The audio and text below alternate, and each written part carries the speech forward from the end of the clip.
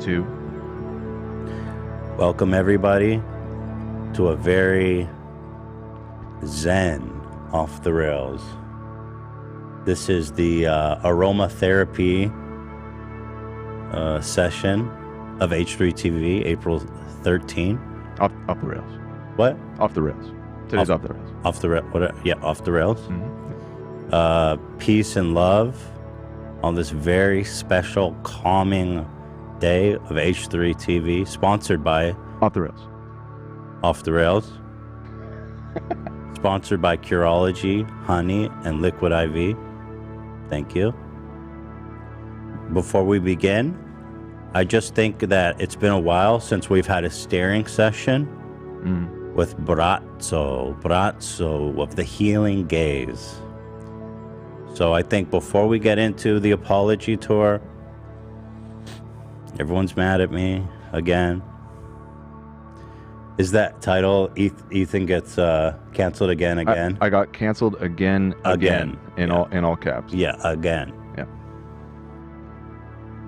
So let's just have a healing session here. Oh, I need to play this, right? Mm-hmm. Yeah. Okay, so here, guys. Take it away, bro. This is Braco.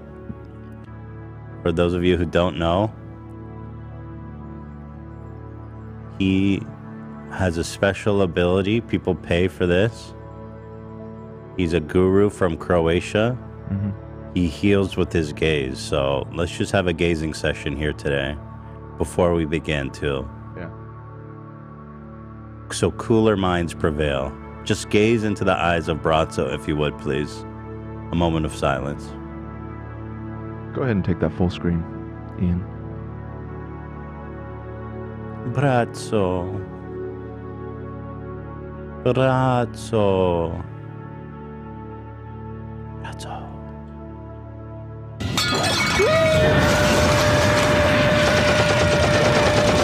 Yeah, come on, we're having a healing session. This is not helping with peace and love, Zach. Now is not the time for machine guns. What the hecking dog? Dan! Poor Dan. Zach. Even during the Braco healing session, Dan is getting death threats. God damn, Zach. All right. Back to the healing, please. I need the healing. I need healing after that. What happened to you, AB? Why you have ice on your shit? You got punched in the It's neck? been a long week. Wait, what happened to you? I mean, obviously it's training. I pulled something. I don't know. Oh, I didn't feel it because I went 2 more rounds and now I'm in a lot of pain. Dude, you're so close. Don't get injuries now. Yeah. It's not a serious injury? No. Okay. I'm going to save a serious injury right before the day fight. before? Yeah, if I need to bail. I have it on good authority that Braco can heal Yeah. pulled muscles. Just stare I'll at your take screen. Yeah. All right, this one's for AB's healing. It said Braco's gaze can heal cancer, injuries, Dental pain? arthritis, dental pain, Yeah, spiritual pain. it's true. It said his gaze is so powerful it can uncancel people, Oh, wow. which is what I'm hoping for today here. Okay. That's great to hear. So, okay, thank you, Braco. Yeah, people, you know what's interesting about Braco, for you guys who don't know? He does, he tours, and people pay to gaze, but he figured out, well, why don't I just do it on Zoom? This was before the pandemic, I'm pretty sure. Oh, he's been doing the live streams. Yeah, for he's years. he's like, actually, you could just pay me and I'll show up on Zoom and gaze at you through a computer. Pretty epic. It's interesting how the gaze is able to, work digitally. Yeah, it transcends the electrical signals traveling around the globe.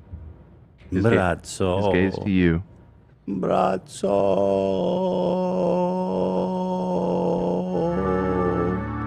Braco. Braco. Braco. It's a Braco.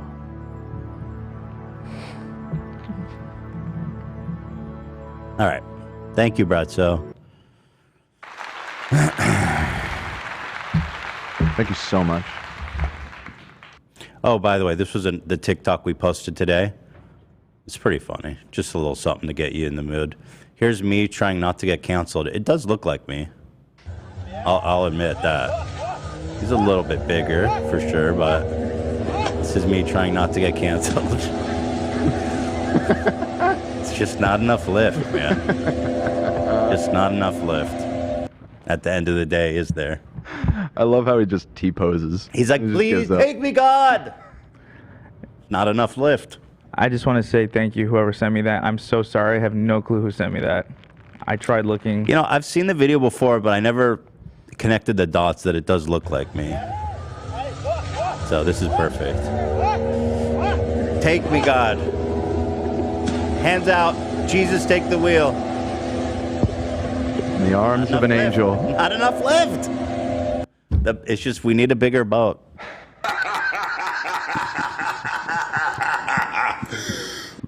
All right, let's talk about the elephant in the room. Last episode, people got really angry at, let's say I made a joke that James Charles was wearing a diaper because he's a bottom. That, I guess, made people angry, and then a caller called in to explain why that whole thing is offensive. And I made insensitive remarks and jokes to him. Oh God, my name is trending. I told you it happened. Oh, it's Moon Knight. That's good. Wait, what? Because Ethan Hawke's in Moon Knight. Yeah, I thought it was you two. It's not you. Well, I see Ethan Hawke, and then I see me. In there, though. Yeah, there's too many famous Ethans nowadays. I can't even own my own cancellation. Damn it, Mr. Hawk. So, by the way, that's a pretty good show. I watched it last night. Pretty good. Moon Knight? Chance yet. Yeah. You know, like I've said on the show, I've been kind of off the Marvel thing for a while, but I have to admit the trailer for it looked interesting. It's fun. I like Oscar Isaac. He's and Ethan Hawke is awesome too. Yeah, sure. Ethan, please stand We've been up. watching Atlanta. That show's amazing. Atlanta? Yeah. Oh, I haven't watched it. I've heard it's good. It's really good. Yeah. I'm putting off the inevitable here. So here's the thing, like, I'll be honest, when I talked to the caller, I don't know why, I just couldn't really, I don't know why, I just couldn't really understand, but after the episode ended, I talked to some people that I trust their opinion, who have good inputs about this stuff. And they explained to me kind of what I said was offensive, and or they explained it to me in a way that I understood, and kind of what I said wasn't appropriate and all this. And you know, they explained to me that I should probably apologize, and explained why. And I thought that, you know, I understood. So this is my heartfelt apology, which I'll read to you now. After consulting with people I trust, who I value their judgment. To my LGBTQ plus fans, I am very sorry for comments on today's show. The sexualization of gay men and grouping of tops and bottoms is a stereotype that I'll be trying to unlearn. And apologies to the caller, too, who I shouldn't have pressed inappropriately. I hope you guys know I always mean well. So that's my apology. Some people accept it, some people don't. That's fine. Keemstar, of course, has my number. Keemstar, a great ally to the LGBTQ+. Absolutely. You know, this man is always been on the right side of things. So Keemstar is addressing his one LGBTQ fan. He says, to my LGBTQ plus fans, he's not sorry, just sorry he got caught. Bro, I'm on a live show. What do you mean I got caught? Gotcha. I'm on my own live show. I gotcha. It wasn't like a hot mic moment. I'm here. Right. I have been caught in 4K. Keemstar, who... Oh, is this a new one? I haven't seen this. Ethan Klein has lost his mind. Have you guys seen his comments on gay sex? Just watched this T channel for the clips. Oh, he's denying that he watches the show? He watched the show. Come on, bro. We know. I, Keemstar, you know the bad guy, would never say anything this horrible. I was legitimately offended, and I'm not even gay. For everybody asking for the clips, I don't even know if I should tweet it. It's that bad. He was just like questioning this guy if he was a top or bottom. And the guy was saying he was uncomfortable. And Ethan was like pushing it and saying shit. I know why you are. And he was basically making fun of him because he's gay. I swear to God, it's like so bad. Oh, there's a 7 and then the 7-minute compilation. Yeah, so shout outs to our great champion. I didn't see those either. Yeah, I haven't. Those like came straight out of his journal. He's so he's so woke now all of a sudden. I love that for him. I hope he keeps that energy. Yeah, I'm proud of him. Showing a lot of growth. Showing a lot of growth. Yeah, he has shown a lot of growth. This is good takes by Keemstar. I really like this new woke Keemstar. Hopefully this is a permanent change. But having said all that, you guys, and what I'm about to say now, having said all that, which I genuinely feel, and especially, you know, I was very insensitive to the caller, the whole pushing, the comment specifically where I was like, I could tell what you are based on your voice or whatever. Very, very gross and bad, okay? Like, I totally acknowledge that. And the whole bottom diaper thing, okay, I understand now. Like, what I said was offensive. But there are certain things I just got to be real about. I got to speak my mind on. Because as you guys know, the minute I stop speaking my mind and being genuine is when the show fucking dies. Okay? Now, I've been forceful. I've been emphatic that, like, you know, 2 weeks ago, I got semi-canceled for the Will Smith thing. I was emphatic that no matter what, I'm going to always speak my mind. I'm going to be true to myself. And I'm not going to let anybody or anyone kind of change course for what I think is right. And so there are some things about this that really rub me the wrong way. Let's start off, first of all, with what Dan said. Dan told everyone to fuck off and unsubscribe. I understand that made some of you guys angry. But I have to defend, first of all, a lot of people have been calling Dan a horrible homophobe, and that's just fucked. That's just outrageous. Anyone who watches the show knows that Dan's a good man, and I'm not going to fucking stand by and let people malign Dan like that. That's just fucking insane. I got to stand up for my boy here. You know, so much so that poor Dan just made a Twitter. How long ago was it? 2 weeks ago? 2 weeks ago. You deleted Twitter, right? I'm out. You logged in today. I mean, I was sort of harangued into making one anyways. But you were enjoying it. You were tweeting. I was enjoying it, but yeah. The thing is that I get very argumentative with people, and you know, and I do want to say I appreciate you saying that, Ethan. I do think that I did not articulate my thoughts very well the other day, and I apologize to everybody that, you know, I think a lot of people that I was not referring to thought I was referring to them. Here's what I want to say, Dan, before you get too deep into that apology. Okay, sure. I do want to give you the chance to speak, but I just want to be fair to Dan because I'm going to say things that I don't think he'll say for himself. Every week, we get fucking canceled and called out for something that we're not good enough for. We're not woke enough. Be better. It's always, be better, do better. I feel like an abused fucking stepson sometimes, you know, trying to navigate this space. It's like, every week, be better. You got to do better. You got to be better. I'm doing my best here, guys. Like, y'all can't, I'm getting like woke whiplash. And it's like, last week, or with the Will Smith thing, or there was people like, well, sometimes the people take it too far, but this time it's right. This time it's serious, or last time it's fucking serious. And it's like, you guys got to fucking like understand how intense it feels on this side when every week people are turning something we said into evidence that we are intolerant pieces of shit, you know? Or it's always like, oh, the veil is down. I always knew they were racist, homophobes.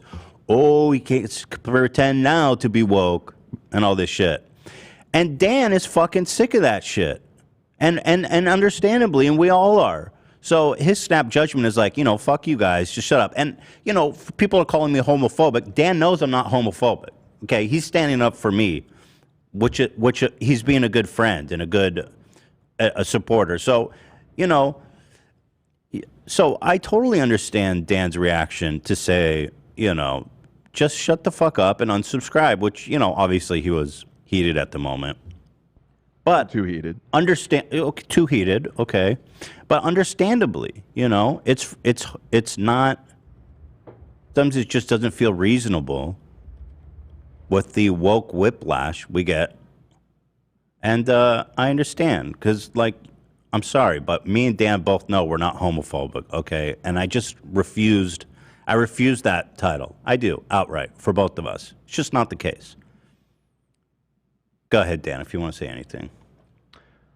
Oh, I mean, yeah, again, I think that a lot of, so there's two main things that people were really mad at me for. One was what you're talking about, which, again, I think I overreacted. I don't know. It was just a mood thing. And like you said, it really wasn't even about that particular thing. But I mean, anybody that frequents our subreddit or goes into the comment section of YouTube knows what you're talking about. And it gets exhausting to just feel like you're... Every week people are saying, you're not good enough. People are gunning Be better. For you. Yeah, and so... Be better. Yeah. It's like, I'm trying. Yeah, and I was trying to stand up for you a little bit. I am glad that you acknowledge, though, that, especially the thing with the collar and pushing him when he had established a boundary, I didn't like that happened either. And I'm glad that you see that was too far and that you accept that. The other criticism that I have been getting, which is really the reason that I was like, you know what, fuck this whole Twitter thing, is that I, at one point during the show, was mocking the caller's lisp. I don't know what the fuck they're talking about. That did not happen. That did not happen. And if you're saying that happened, you are either dumb or just being disingenuous. I don't know what you're talking about. There was a moment... People said you were mocking... Yeah, there was a moment late in the show when we were talking about somebody had left I believe it was after somebody left a super chat telling us that we suck or whatever. And, I think I did a voice that was more so just like a annoying whiner voice, was sort of like I was mocking. And somehow people connected that to me mocking the caller's lisp, which the caller happened like 2 hours prior to that. So it's really a leap to think that I was referencing that. And that was really upsetting to me because I would never fucking do that. And, again, that does not feel like people are being genuine. I don't know how you can watch that and make that conclusion. If it came across that way to people and you genuinely thought that's what I was doing, I apologize. That was not my intent by any means. Well, part of my problem, Dan, is that people are making a lot of bad faith arguments that are just total bullshit. Right.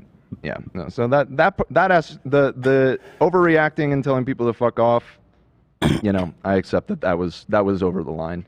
The other stuff, I don't even know. One thing that I didn't appreciate that a lot of people were saying about me is like, the only reason you felt comfortable asking him if he's a top or bottom is because he's gay. That's fucking bullshit.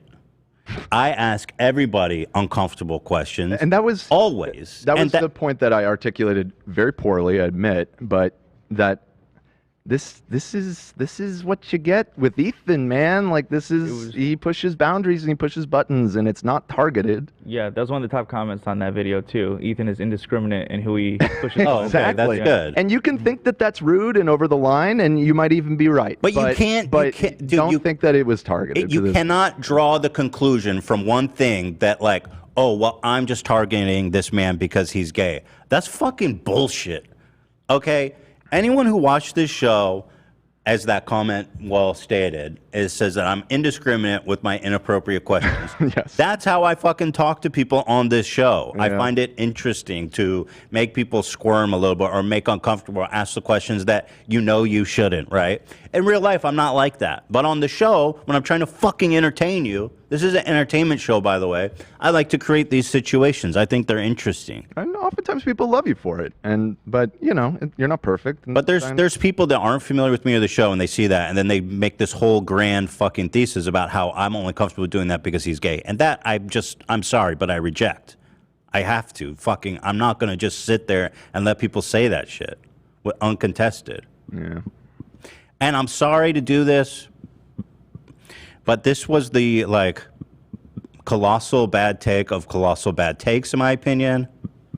Now this is Kat 10 Barge, who I don't have a problem with her. You know, she wrote the article about David Dobrik in the Insider. You know, she seems to be a good reporter in that regard, and I really have no problem with her. And I just don't understand how someone could actually think this. And I saw this echoed by a lot of people. Adam McIntyre, you know, a friend of the show, said, newest HG podcast has so many homophobic undertones. Okay. That's fine, right? So, okay, you know, that's a fair statement. But then Kat goes, to purposefully and knowingly recruit a queer and gay fan base. So, first of all, what the fuck does that even mean? What do you mean? I'm purposely and knowingly recruiting a queer. What am I what am I handing out flyers? Am I targeting ads to gay people? What the fuck are you talking about? That is just so insulting to me. Like, what the fuck? When have I ever knowingly recruited queer or gay fan? I just find that statement so foul. I'm sorry. Yeah, it's foul. But then she continues, just to shit all over them and perpetuate horrific stereotypes about gay men is a choice. Now, you may not be, first of all, you may not like a horrific stereotype about gay men, I think, is like that they're P words or groomers, like shit you hear from real people right now today in Florida saying they're saying, oh, you can't talk about gay people in school because they're grooming your children. That's fucking horrific. Let's check our tone a little bit. What the fuck? Did I really perpetuate a horrific stereotype? I don't know. If what I did was horrific, then what is it they're doing? Like, can we have some levels here? Right. We need some levels. Yeah. Am I let's say, okay, what I did was horrific, top, bottom stuff, whatever, a joke in poor taste. Genuinely, I would like to hear what Kat describes as like every mainstream conservative describing gay people as groomers. So what is that? We need some levels here. But okay, that's not even the problem. She says, perpetuate horrific stereotypes about gay men is a choice. So she's saying, I've gone out into the world, I have recruited queer and gay fan base, and then I put them in a room, and now I'm going, you're fucking the worst. So I'm taking them and I'm beating them up. How can you watch the show if you think that about me? And this is what I'm saying. Some people, I think, are too sensitive to watch this show. So I'm trying my best. I'm always trying my best. And I hope you guys know that I always mean while I'm trying my best. But if you think that I'm this horrible, this is the worst shit. If this is who you think I am, how the fuck are you watching this show? To purposefully and knowingly recruit a queer and gay fan base just to shit all over them and perpetuate horrific stereotypes about gay men is a choice. So there you have it. I am choosing to... I'm sorry, but this is fucking insane thing to say. I'm sorry, but no. I just completely refute it. Without reservation. Just 100%. And I'm sorry, Kat, to put you on blast, but you know what? I saw this echoed, I read the comments, and I personally just found it a horrific accusation. And it's gross. It's just gross. And I don't even know what it means. I'm still baffled by what she means by purposefully and knowingly recruit a queer and gay fan base. What the fuck what does that mean? What have I done to recruit gay fans? I don't know. How do you even do that? I don't know what that means, genuinely, either.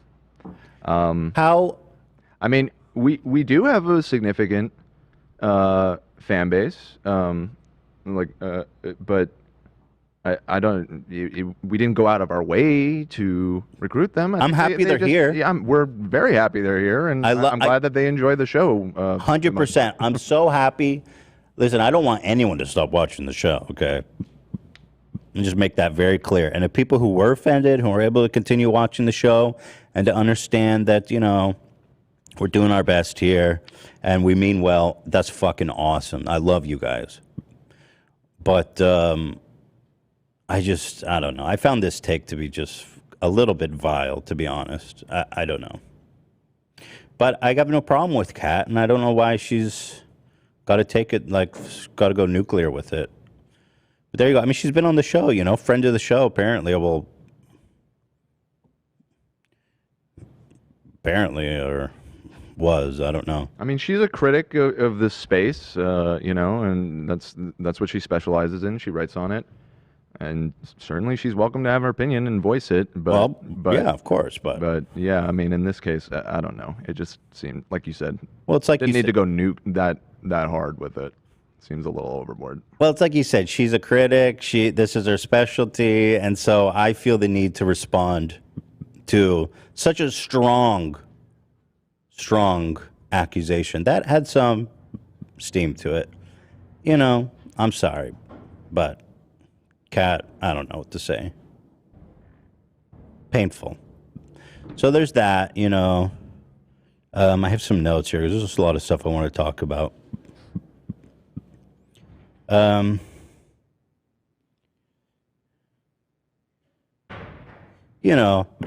a little, and I don't want to. Part of me from this woke whiplash, I do feel like there's a little bit of the left eating themselves, because if Kat that's really, what we're best at. Yeah, I mean the left really eats itself. That's a long running thing. And it's actually really painful to me, because if Kat thinks I'm that big of an enemy, we can never be allied, can never be on the same team as her. And just going through these past couple months of every week something happening, it's it really makes me understand how people like Tim Pool and Steven Crowder and Dave Rubin and all these fucking goons on the right that are just vile freaks that, I despise on many levels. I understand how they exist and why so many people watch them. It's because they get tired of being called racist and homophobic. And they say, screw this, I'm going to go hang out with these fucking guys. And it does radicalize them, because once you roll in that crew, it's hard to get out, right? It's hard to get out. I think that those people were always spineless, and that's But the audience, there is a certain thing. It'd be so easy for me now to be go on Tim Pool or whatever, because they always invite me on now whenever this shit happens. But Ben Shapiro used to always try to get me to come on a show every time I got canceled, and then talk about how woke culture is the fucking ruining society. I never did. I always said, fuck you, you little bitch ass weasel, because he's a piece of shit, and I'm never gonna go that route, right? Yeah, and no. But it'd be so easy to go there and be like, you know what, blah blah blah, woke culture, this and that, and then you get new fans. You get a lot of new fans, and then all of a sudden, you got to start catering to them, and you get sucked in. And once you go against them, because they're just as bad as the ultra woke. They have the dogma that you don't fucking cross too. Well, you're right, and then you wind up like Dave Rubin, where exactly Ben Shapiro is telling you to your face that he thinks you're evil for being a gay man, and that he would never come to your wedding. And exactly, you end up like Dave Rubin, and you nod along and be like, okay, well, I accept that. I understand. You end up Dave Rubin, totally. And there was a path that could have taken me down to Tim Pool, Dave Rubin. Sure. But I chose not to, and I never will. I never will, because I know in my heart that those guys are fucking reactionary pieces of shit, and I hate everything they stand for. It's against everything I believe in. Mm-hmm. But I get it, right? Because y'all, when you constantly calling people gay or homophobic and racist and shit, who mean well, maybe they're ignorant, maybe they're not ultra woke, but they mean well, and they're definitely on your team. Let's be honest. Me and Dan, we're on your fucking team. if you don't think me and Dan are on your team, you have no allies. There's nobody left to fight for you.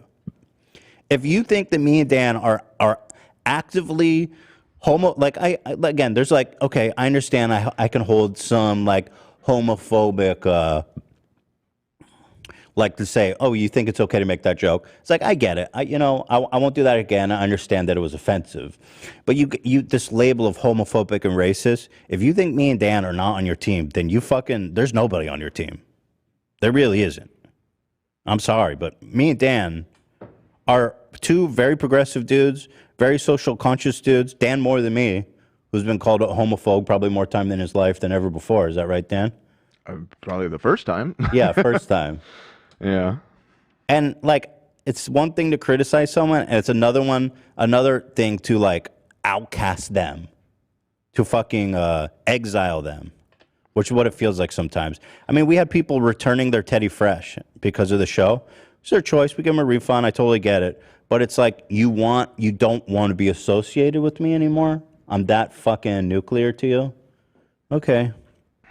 I mean, it's a choice, but yeah, it's a choice, and I say, and our policy is we're very sorry, take your money back, and we do a full refund. We just are very polite and understanding. It's totally fine. I understand. I'm just saying that some of y'all think you're doing a good thing genuinely, but I actually think that a lot of what's going on is making things much, much worse. Not all of you, because I understand. That's why I apologize, right? There's a genuine space for an apology and understanding and learning. Some people take it way too fucking far, and it makes it way, way worse. That's why I showed Kat's tweet. I think she's making things worse with takes like that. I'm just sorry. I'm not choosing to recruit gay people for the specific purpose of offending them with horrific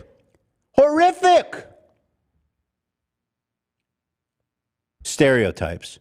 Horrific? That's a strong word, don't you think? Just saying. It's a little hyperbolic. Just saying. It is very hyperbolic. A little hyperbolic. I mean, you gotta save words like horrific for shit that's horrific. You really do. You know what I mean? Yeah. Just saying. Me making a offensive joke is not horrific. I'm sorry. I've seen way worse. I've seen way, way worse. Okay? Just being real. Just saying. Yeah, I'm glad you said though that the Tim Pool, the reactionary, I got canceled, so fuck all these people route is not in your heart. Because I think it's important to state that and let people know. And I mean, I feel the same way. No amount of people accusing me of being a homophobe will prevent me from advocating for their equality. Me neither. I mean? But some people... It sucks to hear. Yeah, it's painful. It's painful to hear, but I will fight just as hard for you as I did on Sunday as I will today. Of course. Of course. Me too. But I see the path, where you're there's this group of people with open arms one of us. Right. You're one of us. Again, it's because, I mean, white grievance, baby, come get it. I don't think they ever felt as strongly as they may have once claimed to, or whatever. Yeah, like Tim Pool claimed, they just. I was a liberal for years, but Dave Rubin. They've driven Dave Rubin too. Yeah, both of them. I used to be a liberal, and then people called me racist, and now I hate myself for being gay. Right. Bag of turd, flaming turd bag. But I'm just saying, white grievances, baby. It's all right here. Come ye straight white men. We take you with open arms. You are the real victim of society. Of course, I think that's absurd, right? But I'm just saying, you guys aren't, some of you, I'm not saying all people who were upset or offended, obviously, but some of you guys make shit much, much worse by labeling people homophobic and racist who aren't. I'm not going to accept that title. I agree that I have tendencies and stuff that I'm working on. What kind of fucking relationship are you in where it's every week you're not good enough? Every week you're not good enough. That's an abusive relationship. You're not good enough. Be better. You're not good enough. Be better. You're not good enough. Be better. I'm sorry, but I'm open to it. I'm doing my fucking best. But like at a certain point, it's fucking just, it's not healthy. It's fucked up. And yeah, that was what I, again, very poorly was trying to articulate the other day, that, you know, if you find yourself watching the show and being upset, every week, after every episode, you turn it off and you're just like, you know, this is, my heart sank at everything he was saying, and you know, it's just so upsetting. Just step away. I mean, like I was trying to say, I mean, it just might, it's probably healthier for you to not watch something that upsets you on a weekly basis or almost on a daily basis. And by the way, that's not to say we don't want you here. I would love for everybody to watch and for us all to grow and work through stuff as I try to mature and, you know, buff out my rough edges, whatever, without changing my, you know, fundamentally who I am, which makes this show good. Most people like. But yeah, without saying like, hey, fuck you and you're the worst, which maybe that's how it came off. It's just like, there's probably different shows for you that you can watch and not get so upset. You know, just saying. Thank you. Yeah, I mean, horrific. I mean, what's happening in Ukraine is horrific. What's happening right here is horrific. Like what's happening in Florida is horrific. What's happening with abortions in Texas is horrific. Yeah. In my opinion. Oklahoma just yesterday, right, the day after we talked about it at length, passed something that just pretty much outright bans abortion. That's horrific. Yeah. What happened to that lady who had a stillborn in Texas? That's horrific. Right. I don't think what I did was horrific. I don't. And I'm sorry if some of you all fucking want me to, you know, cut my fucking wrists open for you and nail myself to the cross. But, like, I'm both sorry and trying to do better and also denying that what we fucking did was horrific. It just wasn't. It wasn't horrific. Okay? And I'm sick of fucking feeling bad every week like I goddamn strangled like I threw a bag of puppies in a river, or some people do. And that's horrific. That is horrific. People do that. Why do they do that? That's not. I don't know. Some people, they don't want the dog's litter. I've heard that they do that. And they stuff all the puppies in a bag and throw them in a river. It's fucking horrific. Right? I'm not doing that. It's pretty awful, yeah. Look at these fucking freaks. I just wanted to show you guys this in case you all forget what actual homophobia looks like. And again, I'm not saying you can't care about two things at once, right? What I did do some things that were homophobic or like, you know, a little ignorant, let's say. But this is fucking happening right now. Grooming. Look at this shit. This is horrific. Groomer. Grooming. Groomers. Groomer in chief. Grooming. Groomer. Grooming. Grooming. Groomers. Groomer. Grooming. Groomer. Grooming. Groomers. Grooming. Grooming. Groomer. Grooming. Groomers. Grooming. Grooming. Groomers. Groomed. Grooming. Groomer. Grooming. Grooming.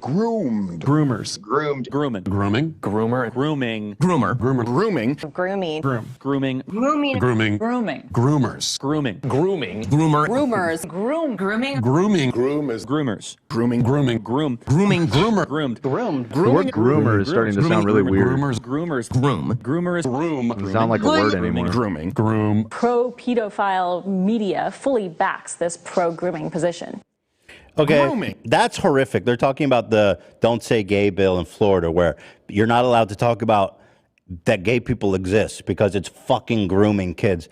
That's horrific. These people are ghouls. These people are subhuman fucks. This is disgusting, yo. That's homophobia. Just saying. That's horrific. Right. And again, I'm not saying you can't care about two things at once, but like, if what I did was horrific, then what the fuck is this? You're just saying that there can be a little bit more nuance than just 0 or 100. Yes. Because I agree. I'm on your guys' side. This is fucking, this is so vile. It's just, I can't believe that there's a whole media machine trying to, in this year, 2022, categorize gay people as groomers. And isn't it fucking ironic that most of these people are like conservative Christians? You want to find groomers? All you got to do is look in your fucking back porch at the church, bitch. Like, start there. If you want fucking, I can't get over the fact that these people love to call gay people groomers, and then they go to church on Sunday and their fucking kids get molested by the priest. Like, fuck you. Republican leadership of Tennessee, I think it's Tennessee, just passed a law allowing marriage to children. What? Yeah, do you not know about this? Hold on. The fuck do you say? Child marriage law. Now, like literally at the same time that they're, apparently, just 7 hours ago, failed to advance. I guess. There you go. That's nice. Yeah.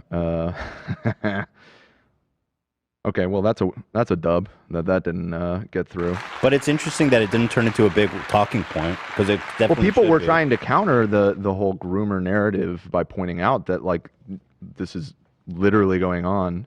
How do they not care about that? There's dudes in your party want to marry kids. I don't know. That's what I'm saying. It's like insane. Yeah, it's hard to square that circle. So, like, and this to me is important personally. I fucking find it repulsive. It's just disgusting. It's medieval. I mean, what the fuck? This kind of culture war shit just makes me sick. So, I don't know.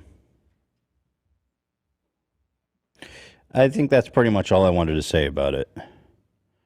So, on one hand, on one very serious hand, I do apologize.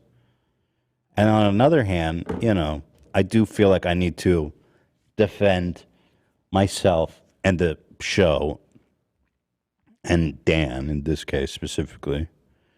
And that's it, So, what else is there to say? Ian, thoughts? Thoughts, Ian? I'm just kidding. Anything you want to add, Ian?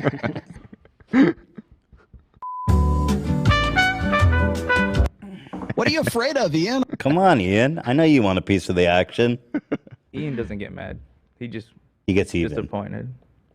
No, remember Ian's the Zen god. Ian's practically Braco back there. He transcends. Can you get the Zen music and cut to Ian, please? No, Ian would have to cut to himself. Ian, cut to Ian. I don't know if he's doing it. Ian, cut to Ian. That's Braco, not Ian. Cut to Ian. That appears to be Braco. Thank you.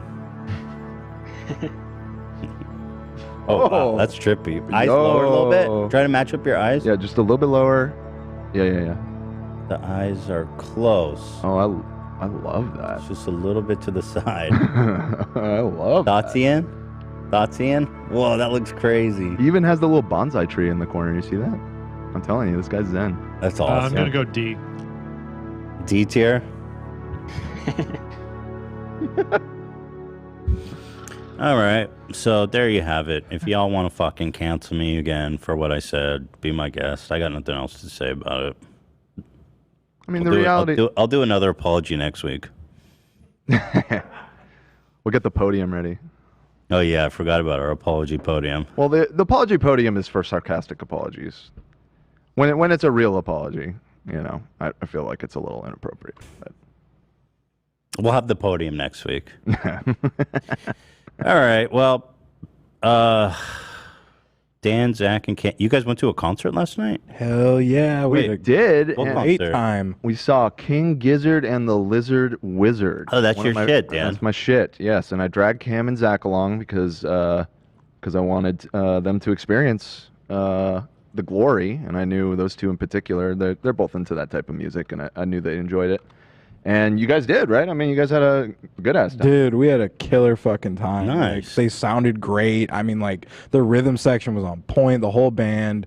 A lot of great H3 fans came up to us. Oh, that's awesome. So really... that was the reason I put it in there, is I wanted to shout out everybody we ran into. It was like, I've, outside of like the Teddy Fresh pop-up, I've never run into this. Really? The King Gizzard? The Gizzheads? We gotta out collab there with in the Giz. audience. Oh man, I'd love that. Dude, Dan almost got into a fist fight last night. It was That didn't fucking... happen. Wait, what? No, well, it Wait, what? It almost happened. Tell me that story. There was this like acid looking Santa Claus motherfucker. Like he had like these like braids and his stomach was out to here and like he was tripping on. I mean, he was fucked up. And clearly was fucked up. And, He like, smoked like 3 joints in the time of Was he a the fan band of the being on. show, or he didn't know you? No, definitely not. He was Okay. a Giz fan, and the whole night he wanted them to play this one song, Rattlesnake. Okay. And he's like, every fucking song, they did like a 2-hour set, and like after every song, he's like, Rattlesnake! He did a Wait. Freebird kind of thing? Yeah, and then they close with Rattlesnake, and he's so fucking hyped. He's like slam dancing, but the pit was moshing in front of us,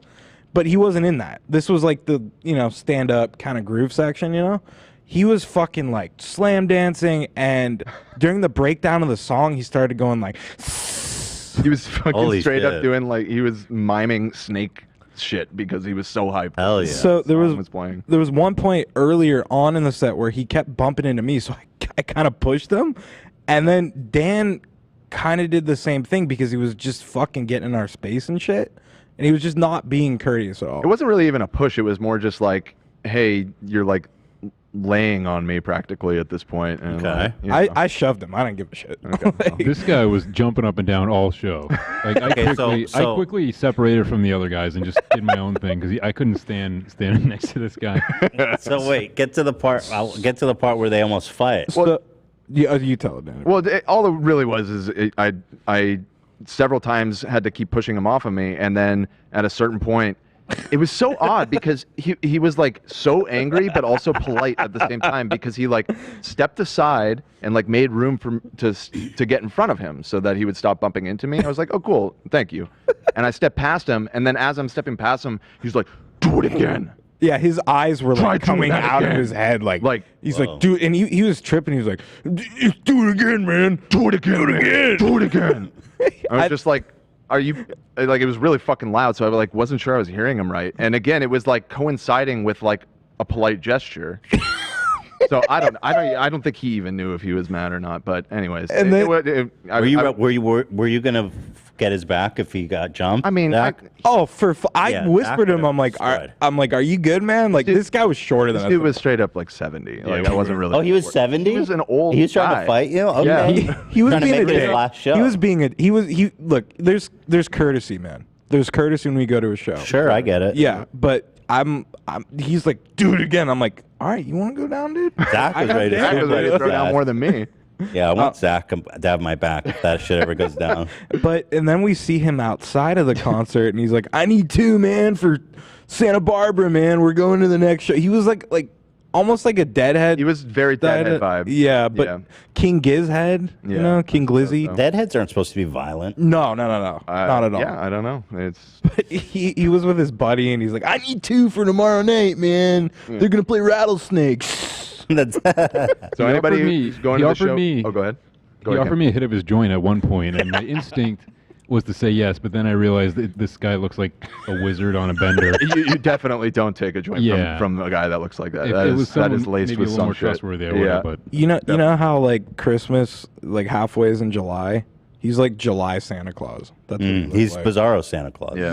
Yeah. He's June Sa- 25th Santa Claus. He's Santa cutting loose during his vacay. He was fucking But, having a good ass time. I want to thank Dan for the tickets. And There you go. we drove, and we really had a great time. And thanks It to all was- the fans nice. again. I mean, probably, I don't know, like 20 people approached us at various points. It was Dude, wild. we got to get the King Gizzos. Yeah, the Gizzos. Like even when we got in line first, they're like, "Oh my God, what's up, guys?" And like the everyone was second really we arrived, great. people were coming up to us. Everyone was super sweet, super nice, and it That's was awesome. a good old time. Yep. There you go. You see, love them. Rattlesnake. The Fooper Troopers are out there. Oh, I got to give up to Ela real fast. Tomorrow, the April collection is dropping. You can find this hoodie. It's got these pull strings. Dope. A dress made of terry. Dope. Shorts made of terry. Sick. This dude is... We made underwear for the first time. Oh, no way. Yep, we made underwear. Oh, I got to cop that. So there you have it. Hanes, baby. Teddy Fresh's Hanes. Wait, is it No, collab with we're Hanes now. Oh, you've just taken over the we're- title of Hanes. No, it's made by us. This is what I'm wearing. Really nice. I love that. You wearing like those a Chanel patch. You got the undies on? No, I don't. I didn't get a pair yet. You know, here it is. It's all happening at teddyfresh.com. And if I do say something offensive, we do accept returns. So you can buy with a clear conscience. That isn't a valid reason to return. It's okay. It's all happening at Teddy Fresh. Did you say when the drop is happening? Tomorrow. Tomorrow. At 10 a.m. 10 a.m. PST. 10 a.m. Pacific. Which is when all drops happen. Thursday at 10 a.m. PST. I saw Post Malone rocking that last one in a music video. I don't. Did you? Yeah. I saw him wearing. Wait, recently? Can you find saw it? recently. Let me. Oh, that's so nice. See, he's a sweetheart. He's still he's got love for you. repping the nation. Yeah. He still reps the nation. He's just a busy guy. He's a busy guy. This is an awesome Ela shirt. It says "Hi, Mom," and on the back, "Bye, Mom." By the way, we did a photo shoot, which was cool. Me and Ela haven't really ever done that for the new collection, which we got some cool photos from. Oh, like you guys as the models? Mm-hmm. For our socials. Sure. Ooh, very cool. That's cool. That's cool. I took one which I think you guys will like. This was my idea, of course. It's me with the "Hi Mom" shirt, looking real serious. And then in the back, and then I turn around to show "Bye Mom," and I burned out the back of the pants, so it's just my ass is showing. No. Like my bare ass. No way. Are you? You're not fucking around? No, we did that yesterday. I was in the backyard burning a hole in the pants. So it's like, "Hi, Mom," all business, all serious. And then when I turn around, you can see my bare ass through the pants. That'll go up tomorrow. My ass looks crazy, bro. And it's just, God. I had to warn everyone. I'm like, listen, everybody. I'm coming out, just so you know. If you're not comfortable seeing my bare ass, now is a good time to avert your gaze, because there was a whole crew there. Everybody knew, so it was just like, everybody just know what's going down. Oh my God, that is so funny. But I burned it, like, you could see my ass cheeks and then my thighs, and it looks like a perfect, like, four corner. It looks gnarly. My ass is so fat, bro. Get your fucking ass up and work. Wait, what happened to Lena? AB? I don't know if that's a spoiler alert. You can say. I don't care. Lena didn't know that there was that little cutout thing. Oh, stop. Lena, I announced it to everybody. No, not about you. Okay. Yeah. So I don't want anyone to think that I came out with my not ass out you. without telling anyone. So wait, what didn't she know about? Well, I don't want to spoil it. I think this part might be a spoiler. It's not. There's no spoiler. Okay, so Theo mooned her. Teddy mooned her. Yeah. He did? Well, that's funny. Because my ass was Not out. intentionally, yeah. She didn't know it was out. She just started cracking up. Teddy kept being like, "Daddy, why is there a hole in your pants?" Because he was down there the whole time. We did photos with him too for the family. Oh yeah, Lena was here. She got to see Theodore dropping F-bombs, right, Lena? Lena? That's correct, right. she said. That's correct. Yeah. I didn't know that Teddy mooned you. At the photo shoot? Yeah. Yeah, we just walked in at the wrong time, I guess. But Teddy pulled down his pants and showed you his butt? No. No. She didn't know that there was a hole in it, and he turned around and she saw. Yeah. What, my ass? Your son's ass. Wait, when did there was no hole in my son's pants? No, just Ethan's. Wait, I'm so confused. Now I'm confused. I thought Theo had a hole in Everyone's his... so confused now. No. Okay, maybe I'm wrong then. What? Wait.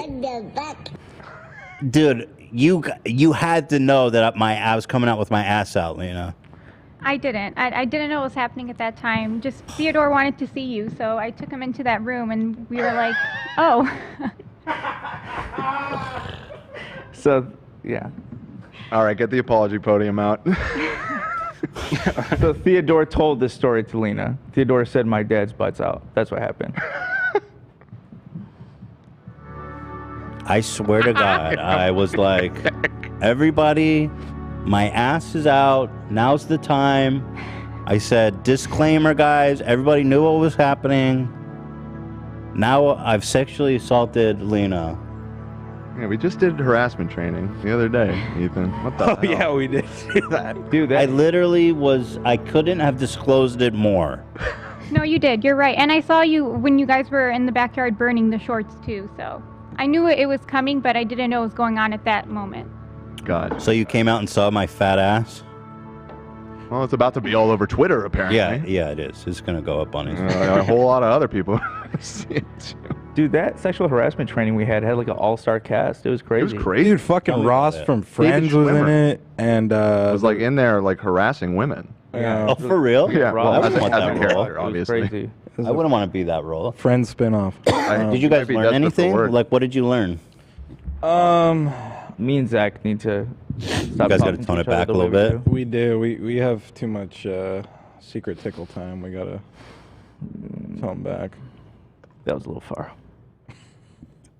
By the way, here's Post Malone in the shirt, so God bless. So I guess maybe there's something coming out. That's awesome. Love that. Sick. Great guy.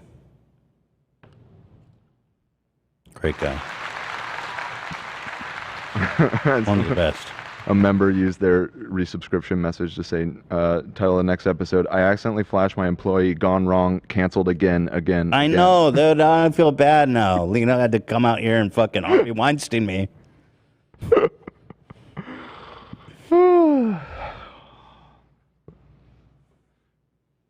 damn it. Ryan Kavanaugh is a force of nature. Can we talk about Ryan Kavanaugh, please? Get onto some. Okay, so with all that being said, we probably got to thank our sponsors. We are almost 30 minutes over. And then we can get into what do we got here? Oh yeah, Ian and Cam did a segment. DJ Khaled's Walk of Fame. That's right. And I can't wait to see that. I can't wait for you to see it. So let's do that. Let me thank our. Oh, and then Cobra Tate, the guy who said cutting onions is for betas. Yes. He fucking got arrested for kidnapping and human trafficking like 2 days ago in Romania, right? On Monday in Romania, yes, evidently. Yo, this is so fucking interesting because that guy's been on Rollo Tony Browntown, Fresh and Fit. Michaela Peterson dated him and said he's a great. It didn't work out when they broke up, but he's a great guy. Great guy. I need these people. These conservative family value fucks, well, probably not Fresh and Fit and all those guys, but Michaela Peterson definitely. You got to explain to me, you got to disavow this human trafficker, kidnapper. He got charged for kidnapping women and forcing them into prostitution. Like real human trafficking shit. Yeah, Like- which like was something taking that he had admitted to doing proudly in the past, evidently. We found evidence of that. ROI, baby. Yeah, well, this is going to hurt his ROI. Jail time was bad for ROI. Yeah. Not good. Not good. Not good. I think we need to pressure all these people to respond to Cobra Tate. This is what their idols are doing. Literally human trafficking. So crazy. It's crazy. Yeah, I mean, it's fucked up as fuck, obviously. I mean, it's like comic book villain shit. Yeah. Well, anyway, let's thank our sponsors real fast, and we'll get into the DJ Khaled Walk of Fame. Thank you to the wonderful Curology. Love Curology. Guys, if you want ultra easy skincare that's actually made for your skin, Curology is the way to go. You'll get a custom prescription cream made for you by a dermatology provider for your specific goals, whether that's tackling acne, clogged pores, skin texture, dark spots, fine lines, or something else. You start by taking a short online skin quiz. You send them pictures of your skin, and if it's a good fit, they will prescribe you and ship the formula right to your door. Now, going to dermatology is a pain in the ass, you know. If you want to do it through your insurance provider, they got to, like, refer you. It takes months. It's a whole thing, man. But this is actually cheaper, faster, and easier. And I love their products. I use them all the time. I'm a huge fan of Curology. They also send, like, with the custom cream, they send a face wash and a moisturizer that I'm addicted to. I don't want to use anything else now. Those two products are great. The skin wash doesn't leave my skin feeling super dry, and the moisturizer doesn't leave my skin feeling super greasy. It's really perfect products. I love this product. I really use it every night. Highly recommend it. Get started with Curology just like I did with a free 30-day trial at Curology.com/H3. Just pay $5 for shipping and handling. That's Curology.com/H3. Links in the description to start your 30-day free trial. Cancel anytime. Prescription is subject to consultation. Thank you to Curology. You know them. You love them. It's Honey. Today's episode is sponsored by Honey, the easy way to save when shopping on your iPhone or computer. That's the new thing. They got it on the iPhone now. Shopping online is awesome. I think most people buy stuff online now. The great thing about that is that there's always these coupon codes and discounts, but it's a pain in the ass to find them. So what Honey does is it scours the internet, automatically finds the promo codes for you, and applies them at checkout. It's a no-brain way to save money. It's incredible. It's an incredible free service, super easy to install. Dan, you got a saving thing for us? Thanks to Honey, manual searching for coupons is a thing of the past. What the hell? $300? These are all from Hila. These are all from my wife, Hila. She just drops them in the chat for me every time, and she gets one. And What the hell did we save $300 on? Let's see, the 300, almost Furniture or 400. Right, I think it was a big couch that you guys bought. Right, but that's like 10%. Boom. Yeah, I mean, that's really good. And it's so easy. It's free shopping tool. Imagine you're shopping at one of your favorite sites. When you check out, the Honey button appears, and all you got to do is click Apply Coupons. Wait a few seconds as Honey searches for coupons it can find for that site. If Honey finds a coupon, you'll watch the price drop magically. You don't even have to think about it, dude. Thank you, Steven. I wonder how Steven feels about us just using that now on all of our sponsors. We're monetizing his ass. Honey doesn't just work on desktop now, it also works on your iPhone too. Just activate it on Safari on your phone and save on the go. So if you don't already have Honey, you could be straight up missing out, and by getting it, you'll be doing yourself a solid and supporting the show. I wouldn't recommend something I don't use, so get Honey for free at joinhoney.com/H3. That's joinhoney.com/H3. Thank you, thank you, thank you. And finally, Liquid IV. This actually really helped me out when I was sick, the Liquid IV. It's great. It's got, it's great for working out, meditation, yoga, walks, just waking up in the morning, or when you're sick, when you have diarrhea and you're shitting out your brains and you have no liquid retention. It's got everything you need to get back on your feet because it's got all the electrolytes. It's got all the stuff in it that makes it good, For example, it contains 5 essential vitamins, B3, B5, B6, B12, and vitamin C. It's got 3 times the electrolytes of traditional sports drinks. It's made with premium ingredients. It's non-GMO, free of gluten, dairy, and soy. Oh, Chantel's into Liquid IV, Zach? She has one every morning. That's awesome. Yeah, she loves the product. I do too. It's a great, great product. They've got a bunch of flavors, watermelon, lemon, lime, strawberry, pina colada, and more. They've got like a hydrating formula, an immune boost formula, and a boost, energy boost with caffeine. So if you're not into coffee, it's a great way to start your day. It's an awesome product, man. Really is.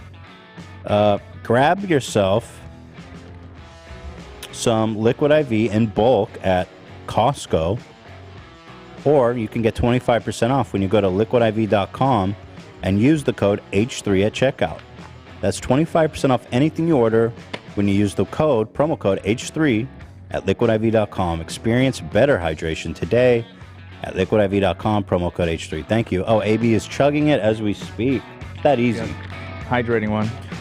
I actually like the way they do it because you can kind of, like, if you got drinking like a traditional energy drink, you got to like carry that shit with you or go buy. These pouches, you just grab a bottle of water and you got. And I take it right before the gym because coffee upsets my stomach. Oh, there you go. That's fucking awesome. You don't even have to think about it, Yeah, dude. thank you, Steven. Thank you, Steven's Steven. a fan. Thank you, Steven. All right, thank you to our sponsors. If you guys want to support the show, that's a good way. Thank you. Let's talk about DJ Khaled's Walk of Fame. Now, how did you guys capture this moment, Ian? What's the backstory here? We were driving, Sam and I were driving around Hollywood, and I saw this thing sort of getting set up for a ceremony thing, and I looked it up a couple days ago, and it was for Ashanti. She was getting a star, and then I was like, oh, that's interesting. And then I scrolled down, and I saw DJ Khaled getting a star in like 2 days after that. And so Monday morning, I messaged Cam, and I said, do you want to come meet me in Hollywood and grab a camera, and let's just go see what happens. I don't know. I've never been to one before. So we went over there and just messed around. What was it like being there? Is it what you thought it was? I've never been to one either. I was surprised by some of the people in attendance just to show up for Khaled. You'll see in the video. You'll see in the video. You'll see, but I was like, really? They get this level of, talent to come out for these things? Because Dan was saying you buy the star. You got to pay for it. Right. I had always heard that, and I was telling these guys about it. I'm like, is this one of those things that everybody says, but it's not true? But I looked it up, and sure enough, this is from their website. Wait, can I buy a star? No. So here's the thing: you do have to still be nominated, so to speak. $50,000, bro. It's $50,000. You got to give them $50,000. Wait, who are you paying? Well, it's an organization that runs it. It's like a nonprofit kind of thing that. In collaboration with the city. Well, there has to be some degree of collaboration, but I believe it's independent. I don't think it's run by. That's the a government. racket. That's awesome. Yeah, but it just anytime you see one of those and the person receiving it is like, this is so humbling. This is such an honor, or whatever. Just keep in mind that person paid to get that star. $50,000. Kind of changes the context a little bit. No buying your own trophy. Celebrities allowed.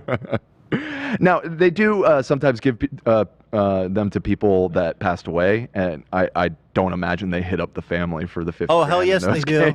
But yes, they do. If you want one while you're still alive. They fucking damn well do. Of course they do. I think they do shake down the family. Shake down yes. the family? That's fine. Somebody got to pay for that. They go, the $50,000 sponsorship fee is used to pay for the creation installment of the star. Man, that's just like one tile. The thing is, take their money. this organization they also maintain it, so to speak, which means cleaning off the shit. That I'm sure they pay that guy really well. And, Who wants to lose some money today? Or like Who wants to lose some money today? Or for example, when somebody comes along and smashes Donald Trump's, which is something that happened repeatedly after he won, I imagine they go and fix it. And bad ROI on the Trump. Oh yeah, they've lost a lot of money. Not popular here in LA. Yeah. So okay, well that's pretty interesting. Yeah, so we've got a video here queued up. I can't wait.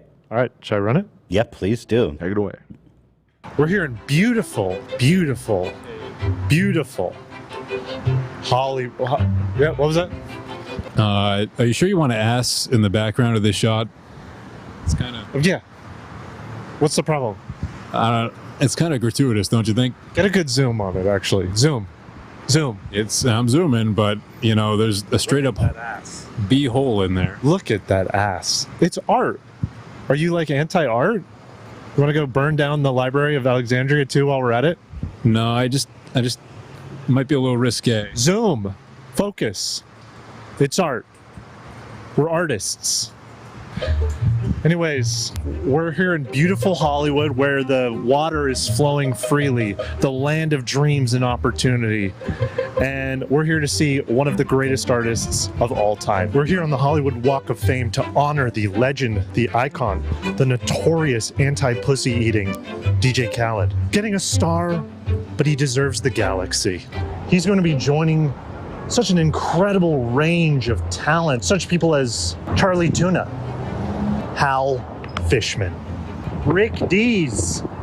The jokes write themselves, people. Here's the star of my great uncle Cary Grant. Maybe one day I'll get next to him in the podcaster legends. You could fill a Trader Joe's on a Sunday morning with this crowd. It's pandemonium, anarchy. They're playing smooth jazz. They're not playing DJ Khaled's music, though. I was went inside the movement original, stolen up movement original. What are your thoughts on DJ Khaled? I think he's the best, I guess, right? Do you know who he is? I do know who he is. Miami, Dade County. I'm not really a big fan of him. So this is DJ Khaled's first star. Do you think they're going to give him another one? Yeah. Another one? Yeah. Another one? Another one. Another one? Another one. Another one. Yep. Another one? Another one. We're going to get a beautiful view of DJ Khaled's lower torso, as you can see. All right, the presenter is going over his pages and pages of notes. They all say the same thing. This is a major key alert. It just says, "We the best," 5,000 times, like The Shining. There's a whole crew of camera people over there. We're put over here with the commoners, which is kind of an insult to us. I mean, maybe I can show this photo and they'll let us in. Excuse me, my boss met DJ Khaled once. Can we get backstage passes, maybe? We are looking for a Khaled sighting. So far, no luck. He is 4 minutes late.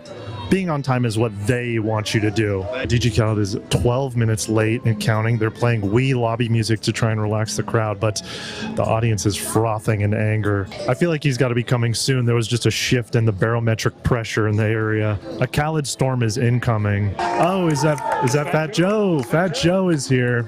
More like Trim Joe, looking good. There was definitely trigonometry used to create such a fine beard.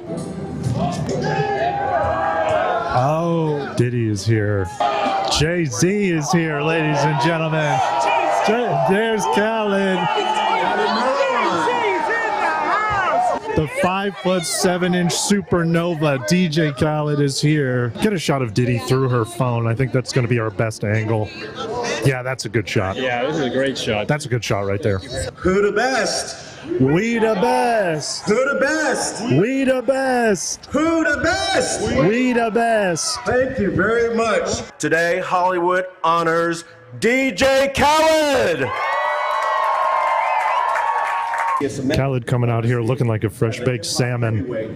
This is a fantastic shot. Can you make sure to get a really good shot of their lower body? Can you get a good shot of that? You see Jay-Z there, you see Puffy there, you see... You got it? You can see the stomach and the legs? No face. I'm not a regular type of person.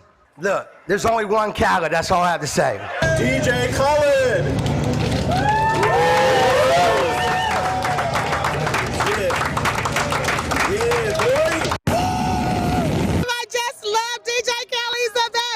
What's your favorite DJ Khaled catchphrase? Another one.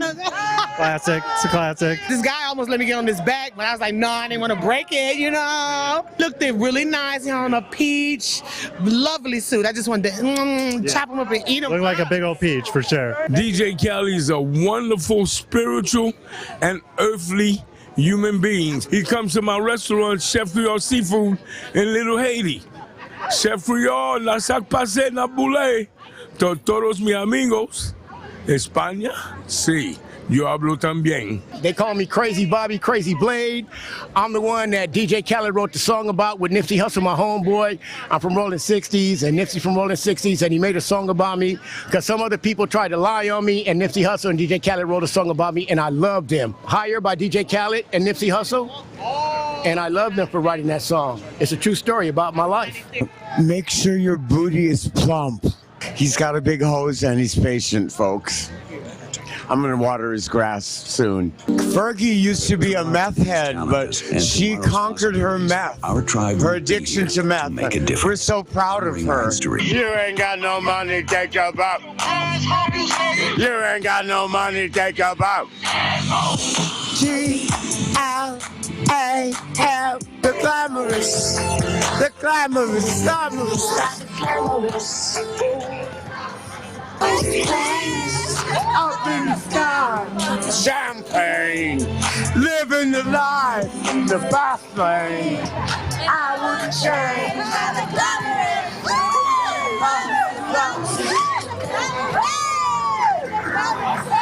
I think we know who needs to get the next star on the Walk of Fame, ladies and gentlemen. And that concludes the DJ Khaled Walk of Fame ceremony. We saw some incredible legs today. The glutes were on fire. The hammies were looking good. The star is there, looking crispy. No one has puked on it yet. No one has diarrheaed on the star in Hollywood fashion. It's sparkling, it's beautiful, and it's a sign of a major key alert. This has been Ian and Cam of the H3 Podcast, signing off. Another one. Another one. Another one. Another one. Another one. Another one. Another one. Another one. Another one. Another one. Another one. Another one. Another one. Another one. Another one. Another one. Another one. Another one. Another one. Another one. Another one. That's interesting that they cleared out fast enough for you guys to actually get to touch the star. I went back later. That was a different day. Yeah. Well, that was later that day. Yeah. That's interesting though, just that they cleared out so fast. Well, wow, what a segment, you guys. Loved it. That was great. Absolutely loved it. That was fantastic. Yeah, Great job, you I guys. was so surprised when like Jay-Z started coming out. Jay-Z? Yeah. Well, Fat Joe and Diddy. Friend of and the stuff. show, made a theme Yes. song. That's Friend right. of the show. DJ I'm Khaled's surprised also you a didn't say friend hi of the to show. you. Yeah. Yeah. He's busy. Apparently Jay-Z doesn't have Star. Surprising. Oh my goodness. Khaled got one. Khaled, what about Fat Joe? I'm not sure. Maybe they're just there to suck up to the organization because they want their own star. Well, and again, Khaled might have just been the only one that cared enough about getting a star that he was willing to pay the $50,000. Because I'm sure Jay-Z's qualified. But he showed up, so he cares enough to show up. I guess so. Does it surprise you that Khaled has enough clout with Jay-Z to get his ass out on a Khaled, middle of the day? I know he's a meme to us, but I mean, he's a big One of deal the in greats? music industry, yeah. He has like a Jordan collab. He's big. He's big. DXL collab too. Well, fucking congratulations to Khaled, and great job you guys on that in the field reporting. That turned out great. I loved it. Thank you. I was giggling and laughing the whole time. Shout out to Fergie. Glamorous has been stuck in my head all day. What's that, Cam? Glamorous has been stuck in my head the all day. song he was singing? Yeah. Yeah. That guy loved the cameraman. Who was that? He got the whole audience worked up. He's a bigger star than Khaled. That was Buffalo Bill's brother. Well, wow. What can you say about DJ Khaled? Is that one song his where he goes, bag alert, major bag alert? I think that's a Khaled song. It's hard to tell because he doesn't sing in his songs. Let me see. Bag alert, major bag alert. Bag. By DJ Khaled. It is? Yes, sir. Man, he got hit after hit. Another one. Theodore sings that song. Does he really? There was like a popular meme on TikTok, and I was doing. Oh, okay. Did a few videos to it, and now he goes, play the bag alert song. Bag alert, major bag alert. Awesome. Anyway, great job, guys. That was awesome.